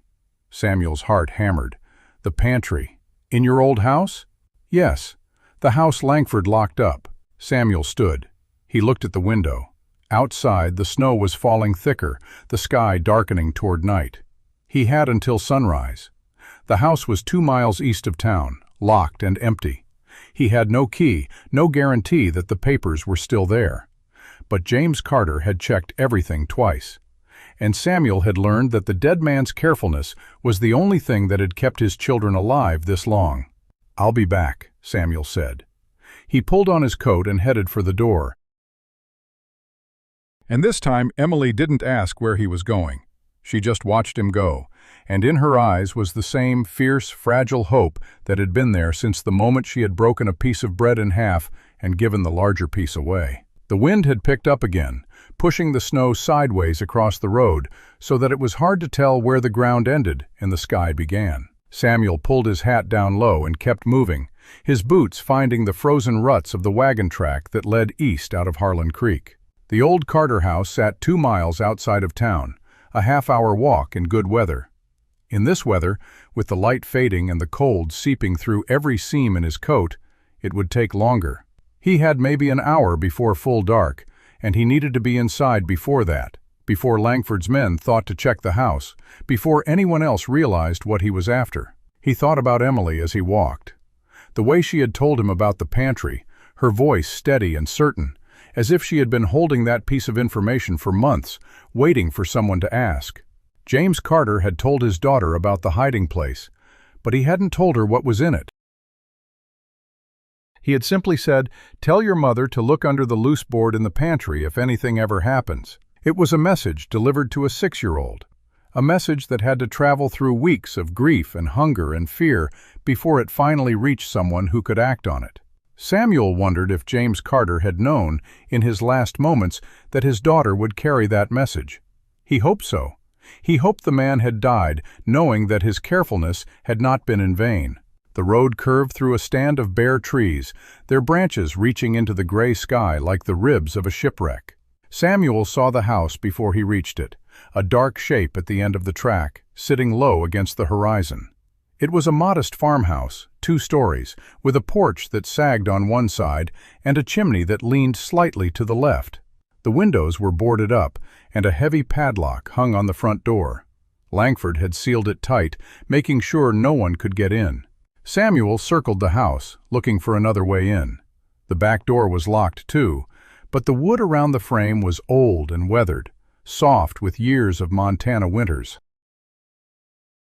He found a loose board near the back step, pried it away, and reached inside to unlock the door from within. He was inside in less than a minute. The door groaned open into a dark kitchen, cold and empty, the air thick with the smell of dust and abandonment. He stood still for a moment, letting his eyes adjust. The kitchen was bare, the cupboards open and empty, the stove cold, a single chair overturned in the corner. Someone had been through the house before him, searching for what James Carter had hidden. Langford's men, probably, looking for the deeds they had not found. They had torn the place apart and left it in pieces. Samuel moved through the house quickly, checking the rooms. The downstairs parlor was stripped of furniture, the curtains gone, the floorboards scuffed with the marks of boots. The stairs leading up were dark, and he didn't bother with them.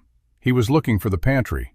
He found it at the end of a narrow hallway, a small room with shelves lining the walls, and a wooden floor that had been scrubbed clean by years of use.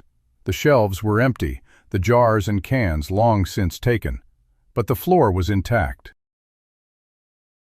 He knelt and ran his hands over the boards, pressing, feeling for movement. Near the back corner, his fingers found a board that shifted slightly under pressure. He worked his knife into the gap and pried it up.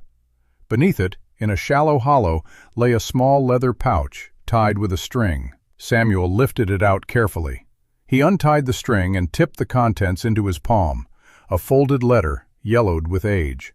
A small key, brass, tarnished with time. And a photograph, a worn tintype of a woman holding a baby, her face young and hopeful. The baby's features blurred with motion. Samuel stared at the photograph. He recognized the woman. It was Anna Carter, younger, healthier, her eyes full of a light that the years had tried to extinguish. The baby in her arms was Emily. He unfolded the letter. It was written in a careful hand, the ink faded but still legible. To whoever finds this, if you are reading this, I am likely dead. Not by accident, by design.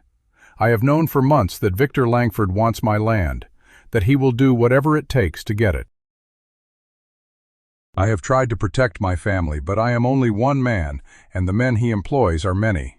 I have hidden this letter where I hope my daughter Emily will remember to look. She is the one who listens. She is the one who will carry what I cannot. The key in this pouch belongs to a lockbox in the county seat, held in the name of my wife, Anna Carter. Inside that box is a sworn statement from a man named Elias Teague, whom I trust, detailing every transaction Langford has made to acquire land in this county illegally. There is also a map showing the location of the survey markers that Langford has tried to bury. I have paid Teague to keep this safe for 3 years, and to release it only to Anna or to the bearer of this key. I do not know who you are. I do not know if you are a friend or a stranger. But if you have found this, you are holding the only thing that can stop Victor Langford. Please, I beg you, take it to the territorial judge. Take it to anyone who will listen. My children deserve to grow up knowing that their father did not abandon them. I have done everything I can. The rest is in your hands. James Carter, May 1882. Samuel read the letter twice. His hands were steady, but something in his chest had cracked open. A door that had been locked for years, swinging wide. He thought of James Carter, sitting in this kitchen, writing this letter by lamplight, knowing that he was signing his own death warrant by putting the truth on paper. He thought of the courage it took to do that, the faith it took to believe that someone would find the words and act on them. He refolded the letter carefully and placed it back in the pouch with the key and the photograph. He tied the string and tucked the pouch inside his coat, close against his chest, next to the deeds. Then he stood and looked around the empty kitchen one more time. Outside, the wind had died down.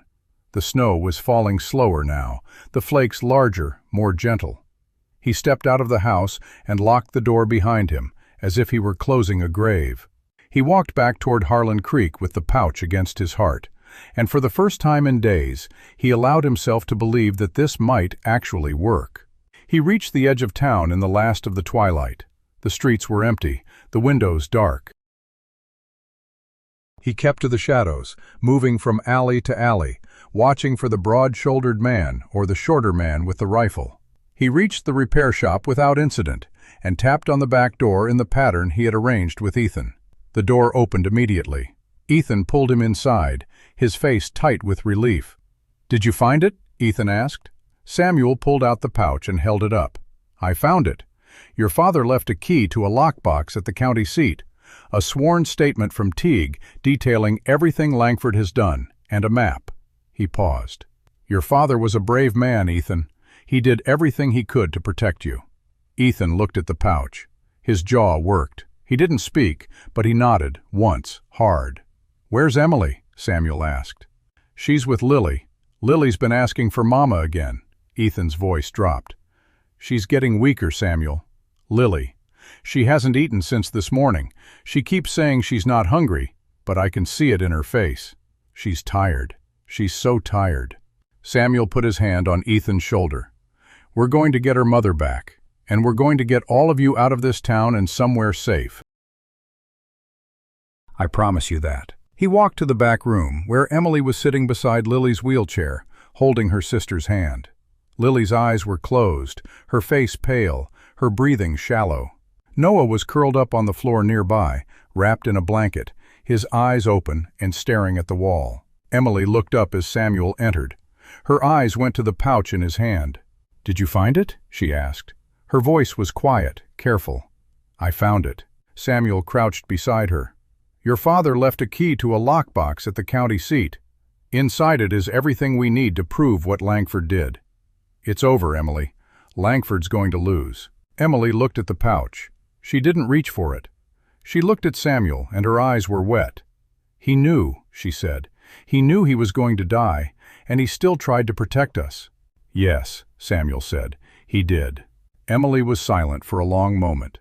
Then she said very softly, "I want to be like him when I grow up." Samuel didn't have words for that. He just put his hand on her shoulder and held it there. The night passed slowly. Samuel sat by the fire, keeping it burning, watching the black circle of the window for any movement. He had told Ethan to rest, and the boy had finally fallen asleep, his head on his arms. Noah had drifted off too, his breathing evening out into the rhythm of deep sleep.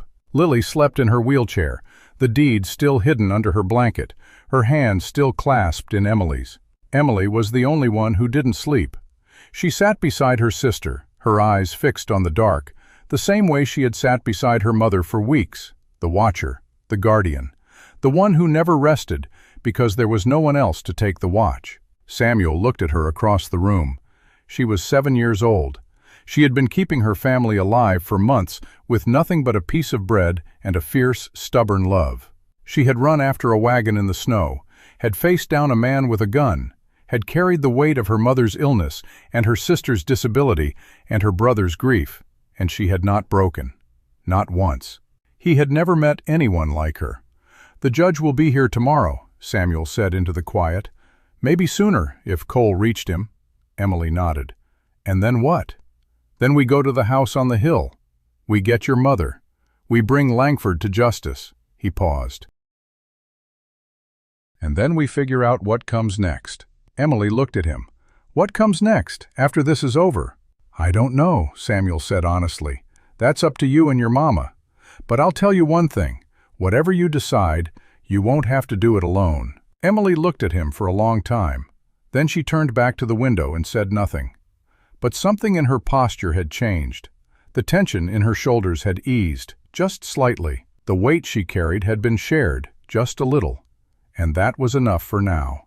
The fire crackled, the snow fell, and in the dark of the repair shop on Birch Street, a family held on, waiting for morning, waiting for a judge, waiting for a chance to finally, after so long, rest.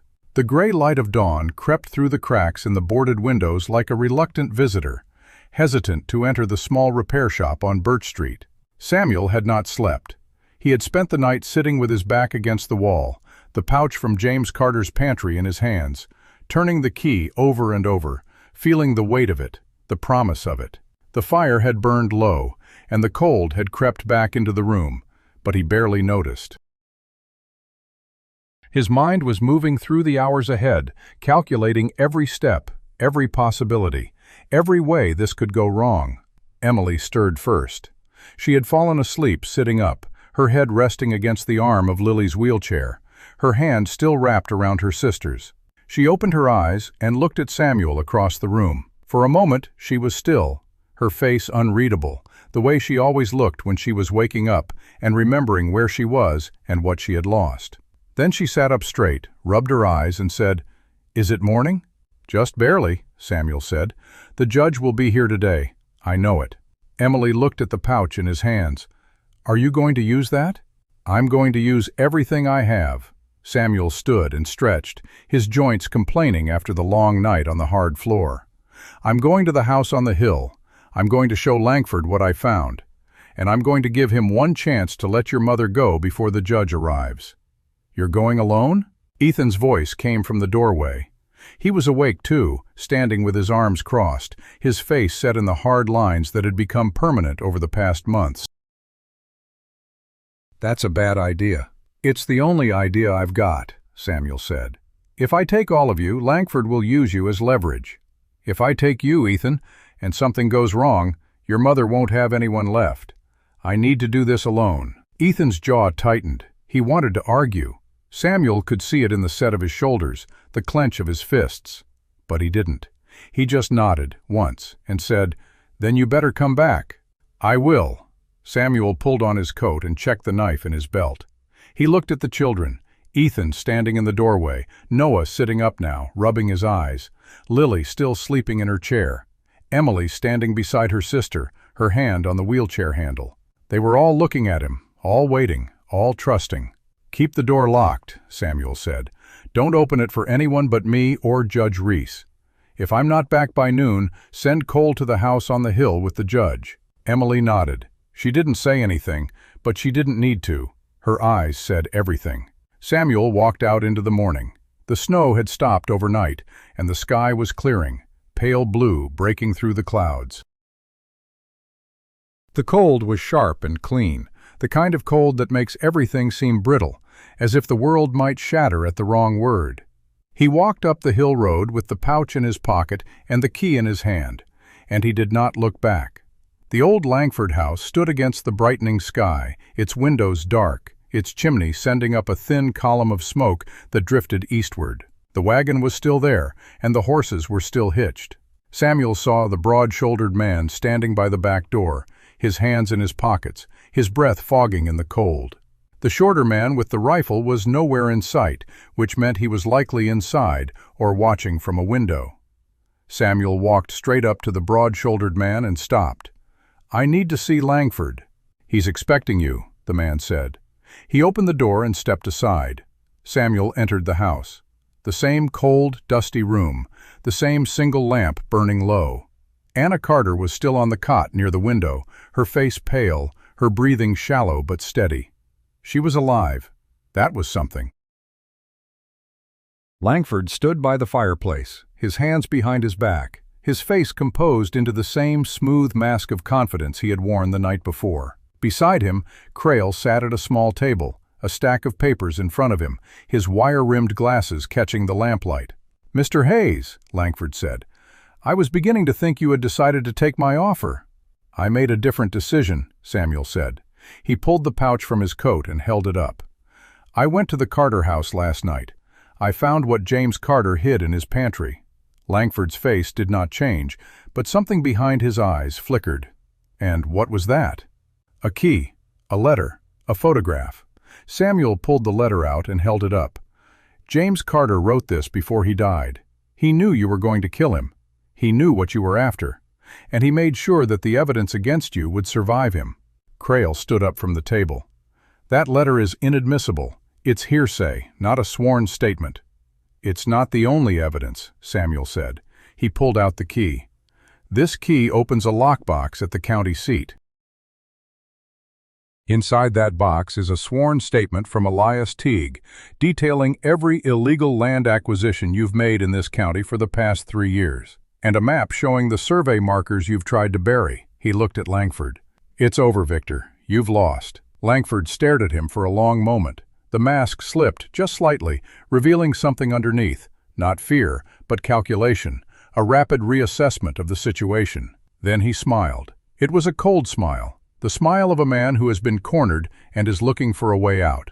"You have a key," Langford said, "but you don't have the lockbox. The lockbox is in the county seat, 3 hours away by horse. Even if you could get there and back before the judge arrives, which you can't, you would still need a court order to open it." He stepped closer. "And the judge won't arrive in time, Mr. Hayes. I have men watching the road. If he tries to enter Harlan Creek, I will know about it before he reaches the town limits." Samuel kept his face steady. He had known Langford would have contingencies. He had known this wouldn't be easy. "You're bluffing." "Am I?" Langford turned to Crail. "Send a man to the road. Tell him to watch for any riders coming from the south. If he sees a judge, he's to delay him by any means necessary." Crail nodded and left the room. Samuel watched him go, his mind racing. He had counted on the judge arriving before Langford could react. He had not counted on Langford having men watching the road. He had bought himself time by finding the key, but time was exactly what he was running out of. "You see, Mr. Hayes," Langford said, "I have been playing this game for a long time. I know how to control the flow of information. I know how to manage the timing of events. You have found some interesting pieces of evidence, I'll grant you that. But evidence is useless if no one is alive to present it." Samuel's blood ran cold. "What are you saying?" I'm saying that this ends today. Either you give me the key and the letter and I let the Carter woman go, or I make sure that neither of you leaves this house alive." Langford's voice was flat, conversational, as if he were discussing the weather.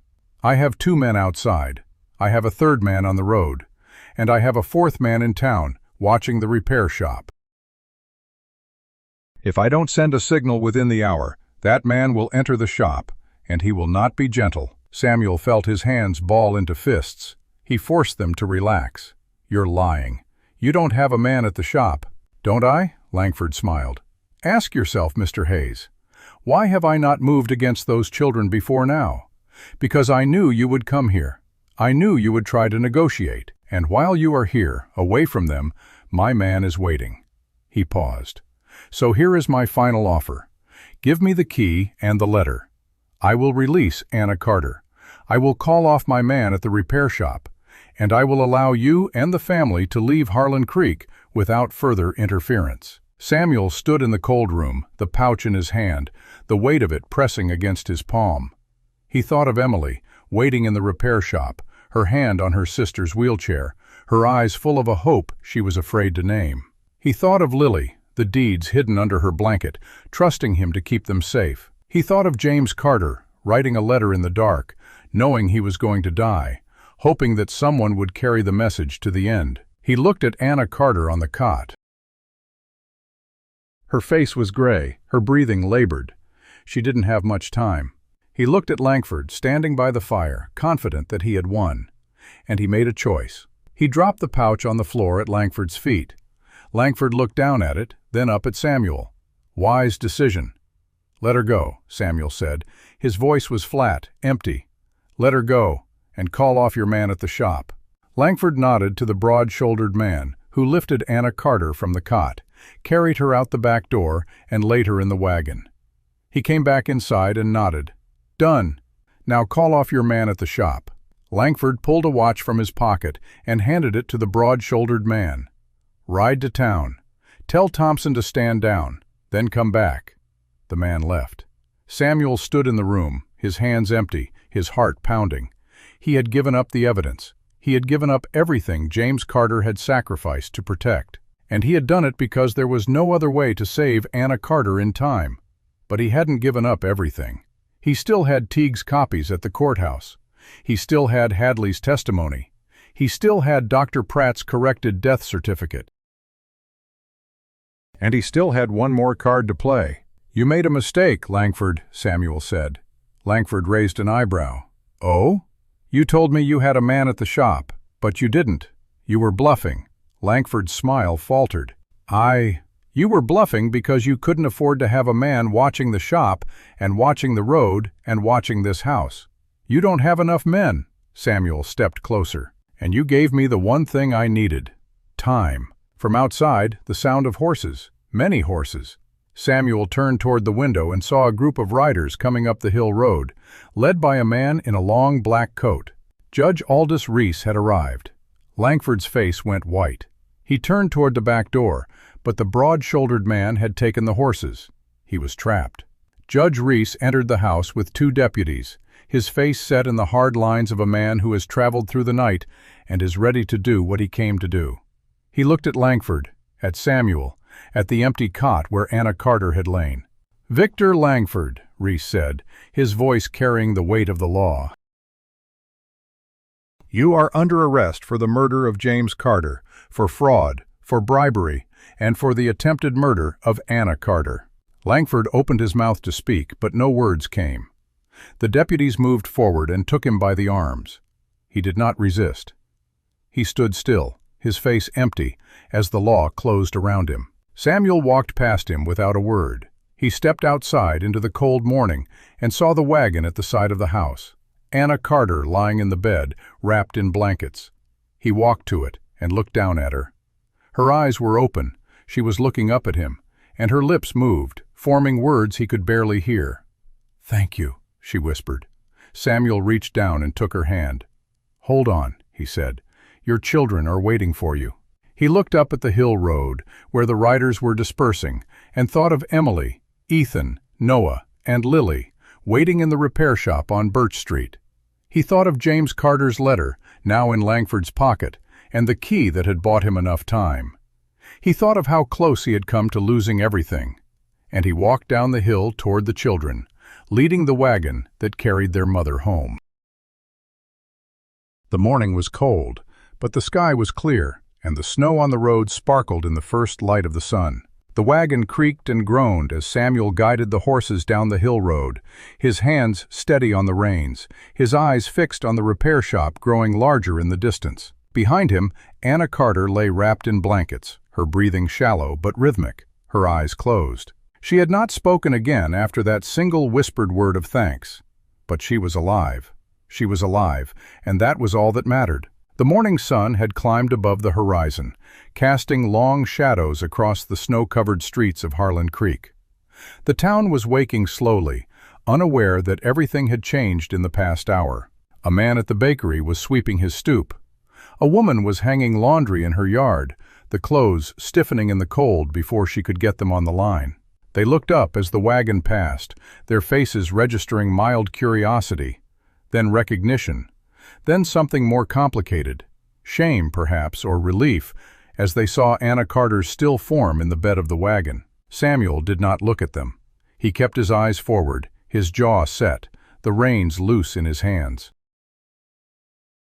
He was tired in a way that went deeper than his bones, a weariness that had been building for days, for weeks, for the whole of his wandering life. But he could not rest yet, not until the children saw their mother, not until the last thread was tied.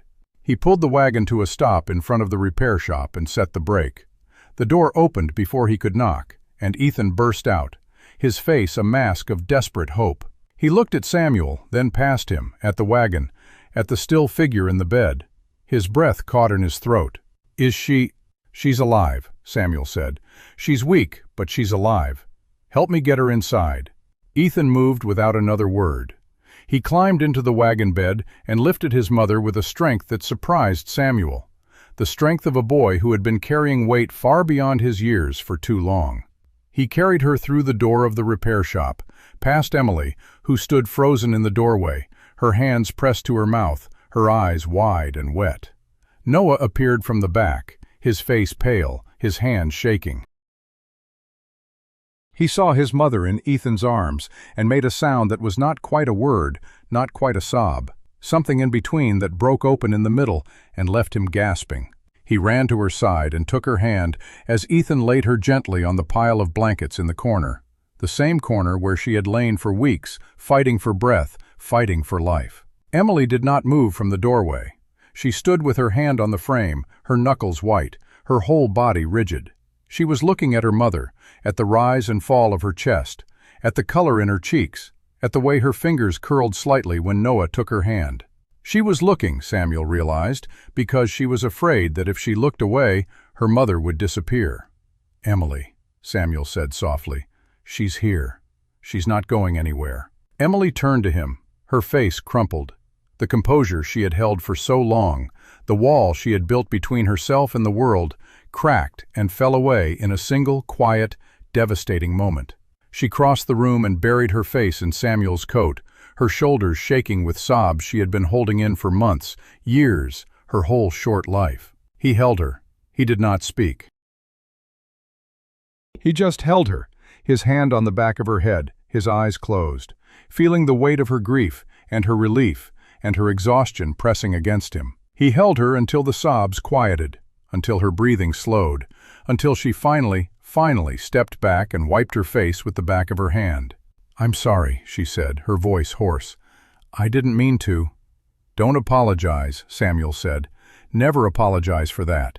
Lily's voice came from the wheelchair, soft and clear. "Is Mama going to be okay?" Emily turned to her sister. She crossed to the wheelchair and knelt beside it, taking Lily's small hands in hers. "She's going to be okay," Emily said. "She's going to be okay now." Lily nodded, her face serious, her eyes moving to the corner where Anna lay. "Can I sit with her?" Ethan lifted Lily from the wheelchair and carried her to the corner, settling her beside their mother. Lily reached out and put her small hand on Anna's arm, and Anna's hand moved, just slightly, covering her daughter's fingers. Lily smiled. It was a small smile, fragile, the smile of a child who had been holding her breath for a long time and had finally been given permission to exhale. Samuel stood by the door and watched them. The Carter family, together again, in a cold room with a dying fire and a hole in the roof, and nothing to their names but a piece of paper hidden under a blanket and the clothes on their backs. And yet, in that moment, it was the richest room he had ever been in. He did not know how long he stood there, minutes, perhaps, an hour. Time had lost its meaning. The fire crackled. The children spoke in low voices. Anna Carter's breathing steadied. And the morning moved on, indifferent and merciful, the sun climbing higher, the shadows shortening, the town of Harlan Creek beginning its slow, uncertain work of becoming something new. A knock at the door brought him back to the present. He opened it to find Judge Reese standing on the stoop, his coat collar turned up against the cold, his face etched with the lines of a long night and a longer morning. "Mr. Hayes," Reese said, "may I come in?" Samuel stepped aside.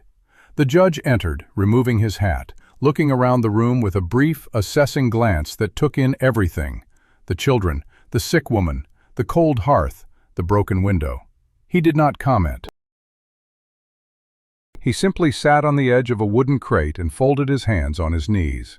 "Langford is in custody," Reese said. "He is being held at the sheriff's office under guard. His property will be frozen pending the investigation. His men have been questioned and released on bond, pending further testimony." Samuel nodded. "What about Crail?" "Gone. He left town before dawn, I'm told. I've issued a warrant. He won't get far." The judge paused. "I also found the letter and key you dropped at Langford's feet. They are now in my custody." He pulled the pouch from inside his coat and held it out. "I believe this belongs to the Carter family." Samuel took the pouch. He glanced at Emily, who was watching from her mother's side. "It belongs to them. I understand there is a lockbox at the county seat. I will send a deputy to retrieve it this afternoon." Reese looked at Anna Carter, his expression softening. "How is she?" "Alive," Samuel said. "That's more than we had yesterday." "What does she need?" "Rest. A real doctor. A place that isn't falling down around her ears." Reese nodded slowly. "I have authority to authorize emergency funds for relocation and medical care." "The Carter family will be provided for, Mr. Hayes. That is not a promise, it is a legal obligation. The territory owes them that." Samuel felt something loosen in his chest, a tension he hadn't realized he had been carrying. "Thank you, Judge." "Don't thank me. Thank James Carter. He did the hard work. I'm just finishing it." Reese stood and put his hat back on. "I will be here for the next several days overseeing the proceedings. If you need anything, send word to the hotel." He paused at the door. "And Mr. Hayes." "Sir?" "Good work." The judge left. Samuel stood in the doorway, watching him walk down the street, feeling the weight of the pouch in his hand. The key to everything James Carter had died to protect. The proof that would finally bring Victor Langford to justice. He turned and looked at the Carter family, huddled together in the corner, and he did not know what to do with his hands. He had been a man of action for so long that stillness felt foreign, uncomfortable, like a coat that did not fit. Emily came to him. She stood in front of him, her hands at her sides, her face composed again, the tears dried, the wall back in place, but softer now, more like a screen than a fortress. "Samuel," she said, "what happens now?" He looked down at her, the question that had been following him since the moment they met.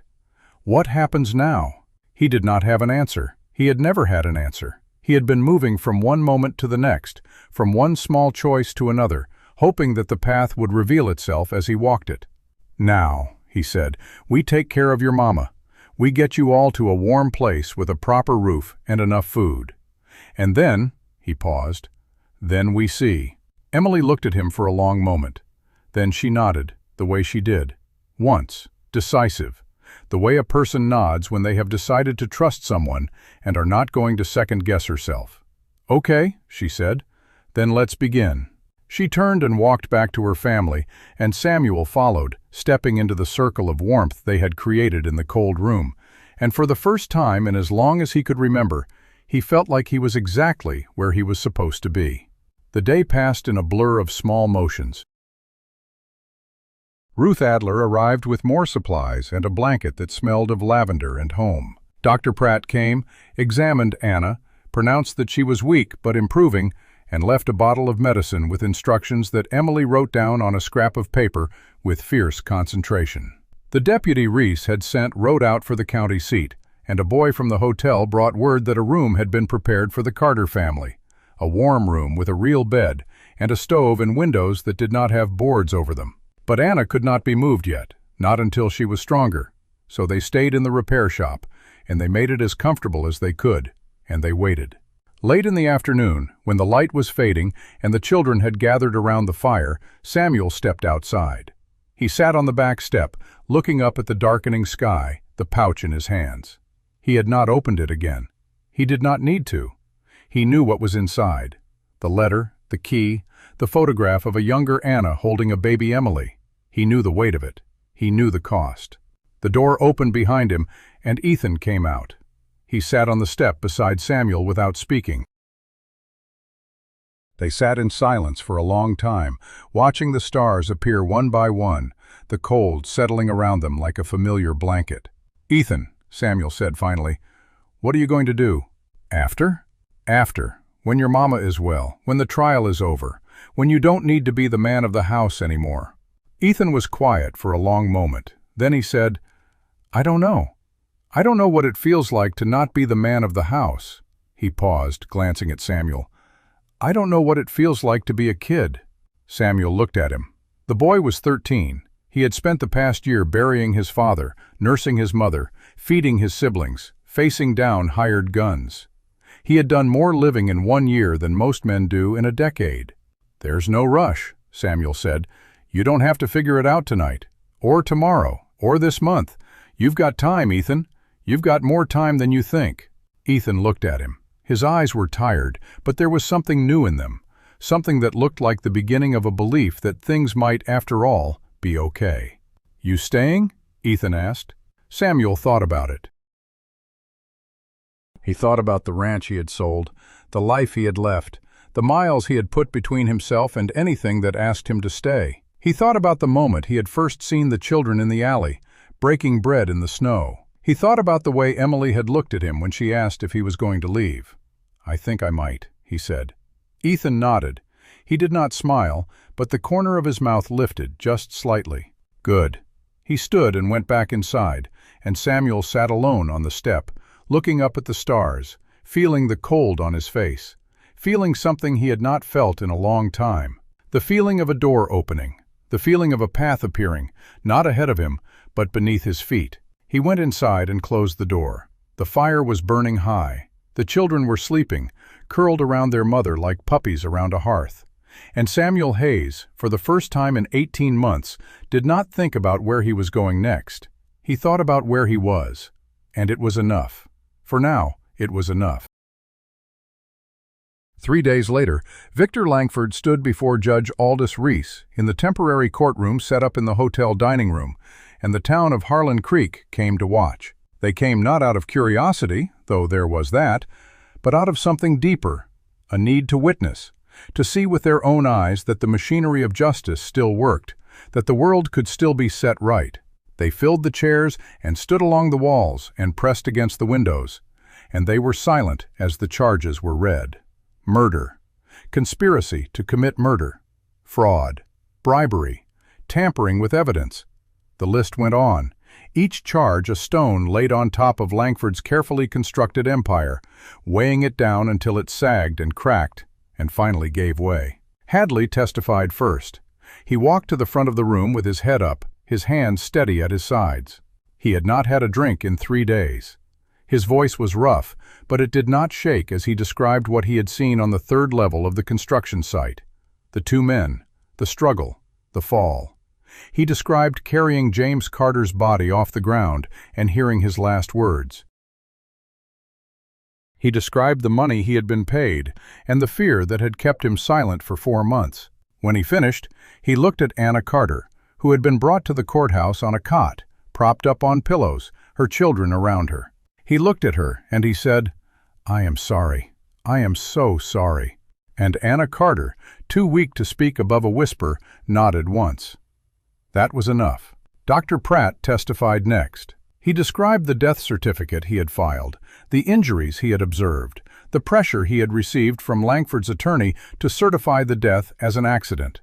He produced his corrected certificate, signed and witnessed, and he handed it to the judge with hands that trembled but did not falter. When he stepped down from the witness stand, he walked past Emily without meeting her eyes, and she reached out and touched his arm, just for a moment, and he stopped and looked at her. She did not say anything. She did not need to. He nodded once and walked on. Teague testified. He brought the copies he had kept for 3 years, the meticulous records of every filing, every removal, every transaction that linked Langford to the fraud. He spread them across the judge's table, and he explained each one with the calm precision of a man who had been waiting his whole career for this moment. When he finished, Judge Reese looked at the pile of evidence and said, "This is the most thorough documentation of corruption I have ever seen in a territorial court." Teague sat down. His hands were shaking, but his face was calm. And then Samuel Hayes took the stand. He testified about finding the deeds in James Carter's coat. He testified about the pantry and the letter and the key. He testified about Elias Teague at the county seat, about the lockbox that had been retrieved by a deputy, about the sworn statement inside that confirmed everything the other witnesses had said. He spoke in a low, steady voice, the voice of a man who had been telling hard truths for a long time and had learned not to rush them. When he finished, Judge Reese looked at Langford and said, "Do you have anything to say before I pass sentence?" Langford stood at the defendant's table, his hands in chains. His face was gray, the confidence drained out of him like water from a cracked vessel. He looked at the room full of faces, the faces of the people he had bullied and bought and silenced for years. He opened his mouth. He closed it. He said nothing. Judge Reese passed sentence. Life in the territorial prison, with no possibility of parole. Restitution to the Carter family for the value of the land and mineral rights, calculated at the highest market rate. Forfeiture of all properties acquired through fraudulent means. The gavel fell, and Victor Langford was led away in chains, and the town of Harlan Creek let out a breath it had been holding for years. The Carter land was returned in full, with all rights and titles restored. The mineral rights, which had been the source of so much grief, were placed in a trust managed by the territorial court, with Anna Carter and her children as the sole beneficiaries. The income from the trust was enough to sustain the family comfortably, to pay for medical care, to send the children to school if they chose to go. It was not wealth. It was something better. It was security. It was the quiet certainty that they would never again have to break a piece of moldy bread in an alley and argue over who deserved the larger half. Anna Carter recovered slowly. It took weeks, then months. Dr. Pratt came every day, then every other day, then once a week.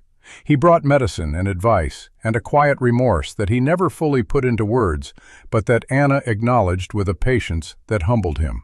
She sat up for the first time on a Tuesday in early spring, with the sun streaming through the clean windows of the small house the town had helped to restore. She sat up, and the children gathered around her, and she laughed, a real laugh, rusty with disuse, but real. And Lily said, "Mama, you sound like a crow that swallowed a harmonica." And Anna laughed again, and the children laughed with her, and the sound of it filled the house like light. Samuel stayed. He did not say he was staying. He simply did not leave. He moved into the barn, which he repaired first, and then into a small room at the back of the house, which he added himself, framing it and roofing it and siding it with the same careful hands that had held a dying woman's hand in the dark. He bought a new horse, a steady bay mare with a calm eye, and he worked the land alongside Ethan, who was learning to be a boy again, slowly, tentatively, like a man learning to walk after a long illness. One afternoon in late spring, when the wildflowers were blooming in the meadow and the air was warm and soft, Samuel sat on the porch with a cup of coffee, watching the children play in the yard, Noah chasing a butterfly, Lily in her new wheelchair, rolling down a ramp Ethan had built, her arms raised, her face tilted to the sun. Emily sat on the steps beside him, a book open in her lap, though she was not reading. She was watching her siblings, a small smile on her face, the guardedness finally beginning to ease. "Samuel," she said, without looking at him. "Mm-hmm. Will you teach me to ride?" He looked at her. She was looking at the pasture, where the bay mare was grazing. Her hands were still, but her eyes were hungry. "I can do that," he said. "When?" "Tomorrow morning, sunrise." She nodded, satisfied, and went back to pretending to read. Samuel sat on the porch, the coffee warm in his hands, and he thought about the miles he had traveled to get here. The ranches and the cattle drives and the winters that nearly killed him. The emptiness he had carried like a second shadow. The belief that he was a man suited only for motion, for distance, for the open range that asked nothing of him but that he keep moving. He had been wrong. He knew that now. He had been wrong for most of his life, and it had taken a 6-year-old girl breaking a piece of bread in half in the snow to show him. That evening, Anna Carter came to sit on the porch for the first time. Samuel helped her out, his hand under her elbow, steadying her, and she settled into the chair he had built for her, a deep chair with wide arms and a cushion made from an old coat. She sat and looked out at the meadow, at the sun setting behind the mountains, at the children playing in the long grass, and she said, "I didn't think I would see this again." "See what?" Samuel asked. "This, the sunset, the grass, my children laughing." She looked at him. "I didn't think I would wake up from that winter." "But you did." "But I did." She was quiet for a moment. "James used to say that the hardest thing in the world is to keep loving when the world gives you reasons to stop. He said that's what courage really is. Not fighting, not winning, just keeping love alive when everything around you is trying to kill it." Samuel looked out at the meadow. He was a wise man. "He was." Anna turned to him. "He would have liked you, Samuel. He would have trusted you with his children." She paused. "I trust you with my children." Samuel did not know what to say to that. He sat in silence, looking at the sunset, feeling the weight of her words settle into him like a stone dropped into deep water. The summer came and went. The crops grew, the house was finished. The land produced enough to sell at market, and the trust provided enough to save. Lily's exercises continued, and though she would never walk, she grew stronger, faster, more independent, rolling through the house and the yard with a speed that made Noah shout, "Slow down, you're going to hit something," and Lily shout back, "I never hit anything I wasn't aiming for." Ethan began to smile. It was a slow, reluctant smile, as if he were not sure he was allowed to use it. But it came more often as the months passed, and he stopped standing with his back to the wall, stopped scanning every room for threats, stopped carrying the knife in his belt everywhere he went. He put it in a drawer one day, and when Samuel asked him about it, he said, "I don't need it anymore." That was all. Noah grew 3 inches and discovered a talent for fixing things. He took apart the broken stove in the kitchen and put it back together, and it worked better than it had before. He looked at Samuel with a grin that was missing a front tooth and said, "I think I might be good at this." Samuel said, "I think you might be right." And Emily. Emily learned to ride. She learned quickly, the way she learned everything, with focus, with determination, with a refusal to be afraid that Samuel recognized as a form of courage he had rarely seen in grown men. By the end of the summer, she could ride the bay mare at a gallop, her small body moving with the horse's rhythm, her braids flying behind her.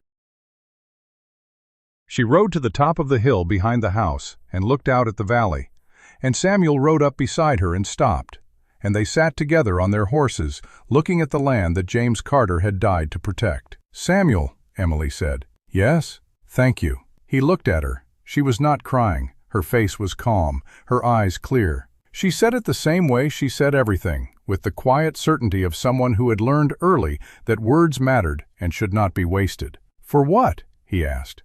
"For stopping." She looked at him. "For not passing through." Samuel did not answer. He could not. The words were too big, too heavy, too close to something he had been carrying for years without knowing it. He looked out at the valley and let the silence speak for him. That winter was different. It was still cold. It was still harsh. The snow piled high against the fences, and the wind howled through the bare trees, and the fire had to be fed day and night. But there was food in the pantry, and wood in the shed, and medicine in the cupboard. There were blankets on every bed, and shoes on every foot, and laughter in the kitchen. There was a family, whole and warm, holding together against the dark. On Christmas Eve, Anna Carter made a meal from the stores they had put by. Roast chicken and potatoes and bread that she had baked herself. The first time she had baked since before James died. The children sat around the table, clean and fed and safe, and Anna looked at them, and her eyes filled with tears that she did not try to hide. "Your father would be so proud of you," she said. "All of you." Emily reached across the table and took her mother's hand. Ethan looked at his plate. Noah sniffled. Lily said, "Can we eat now?"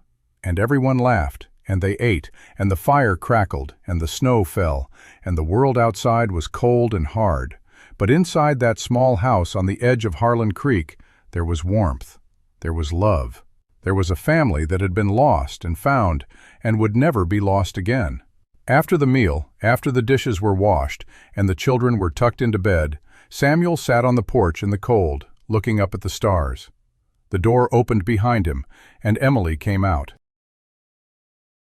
She was wearing a coat that was still too big for her, but it was a new coat, warm and whole, without holes at the elbows. She sat beside him on the step. "Can't sleep?" Samuel asked. "I wanted to see the stars," she said. "They're brighter out here than in the house." They sat in silence for a moment. Then Emily reached into her pocket and pulled out something small and held it out to him. It was the photograph from the pouch, the tintype of Anna, young and hopeful, holding a baby Emily. "Mama said I could keep it," Emily said. "She said it's a reminder of how far we've come." Samuel took the photograph. He looked at it in the starlight, the small faces, the blurred edges, the love captured in silver and light. He remembered pulling it from the pouch in James Carter's pantry, the key to everything that had saved them. He handed it back. "Your father took that," Samuel said, "before you were born, probably. He wanted to remember this moment." Emily looked at the photograph. "He wanted to remember us," she said. "He wanted to remember what he was fighting for." "Emily," Samuel's voice was quiet. "You asked me once what happens now. Do you remember?" She nodded. "I think I have an answer now." He looked at her. "Now is the rest of your life. Now is growing up and learning to ride and reading books and figuring out who you want to be. Now is your mother getting stronger and your brothers becoming men and your sister proving the whole world wrong. Now is a family that didn't give up, that held on through the worst winter in years, that broke bread in an alley and gave away the bigger piece. Now is that family, together, with a future that belongs to no one but them." Emily looked at him. Her eyes were bright in the starlight, and there was something in them that had not been there when they first met. Something soft, something open, something that had learned to trust again. "What about you?" she asked. "What is now for you?" Samuel thought about it. He thought about the miles he had traveled, the years he had spent running, the emptiness he had filled with motion. He looked at the small house behind him, where a family slept warm and safe. He looked at the girl beside him, who had taught him more about courage and love than all his wandering had ever taught him. "Now," he said, "is the first time in a long time that I know exactly where I'm supposed to be." Emily smiled. It was a real smile, full and unguarded, the smile of a child who had been given back her childhood. She leaned against his arm, and they sat together on the steps, looking up at the stars, and the cold wind blew around them, and they did not move. They did not need to. They were home. This is Clint Dawson, and you've been listening to Frontier Heart Audio. Until next time, keep your heart open and your trails safe.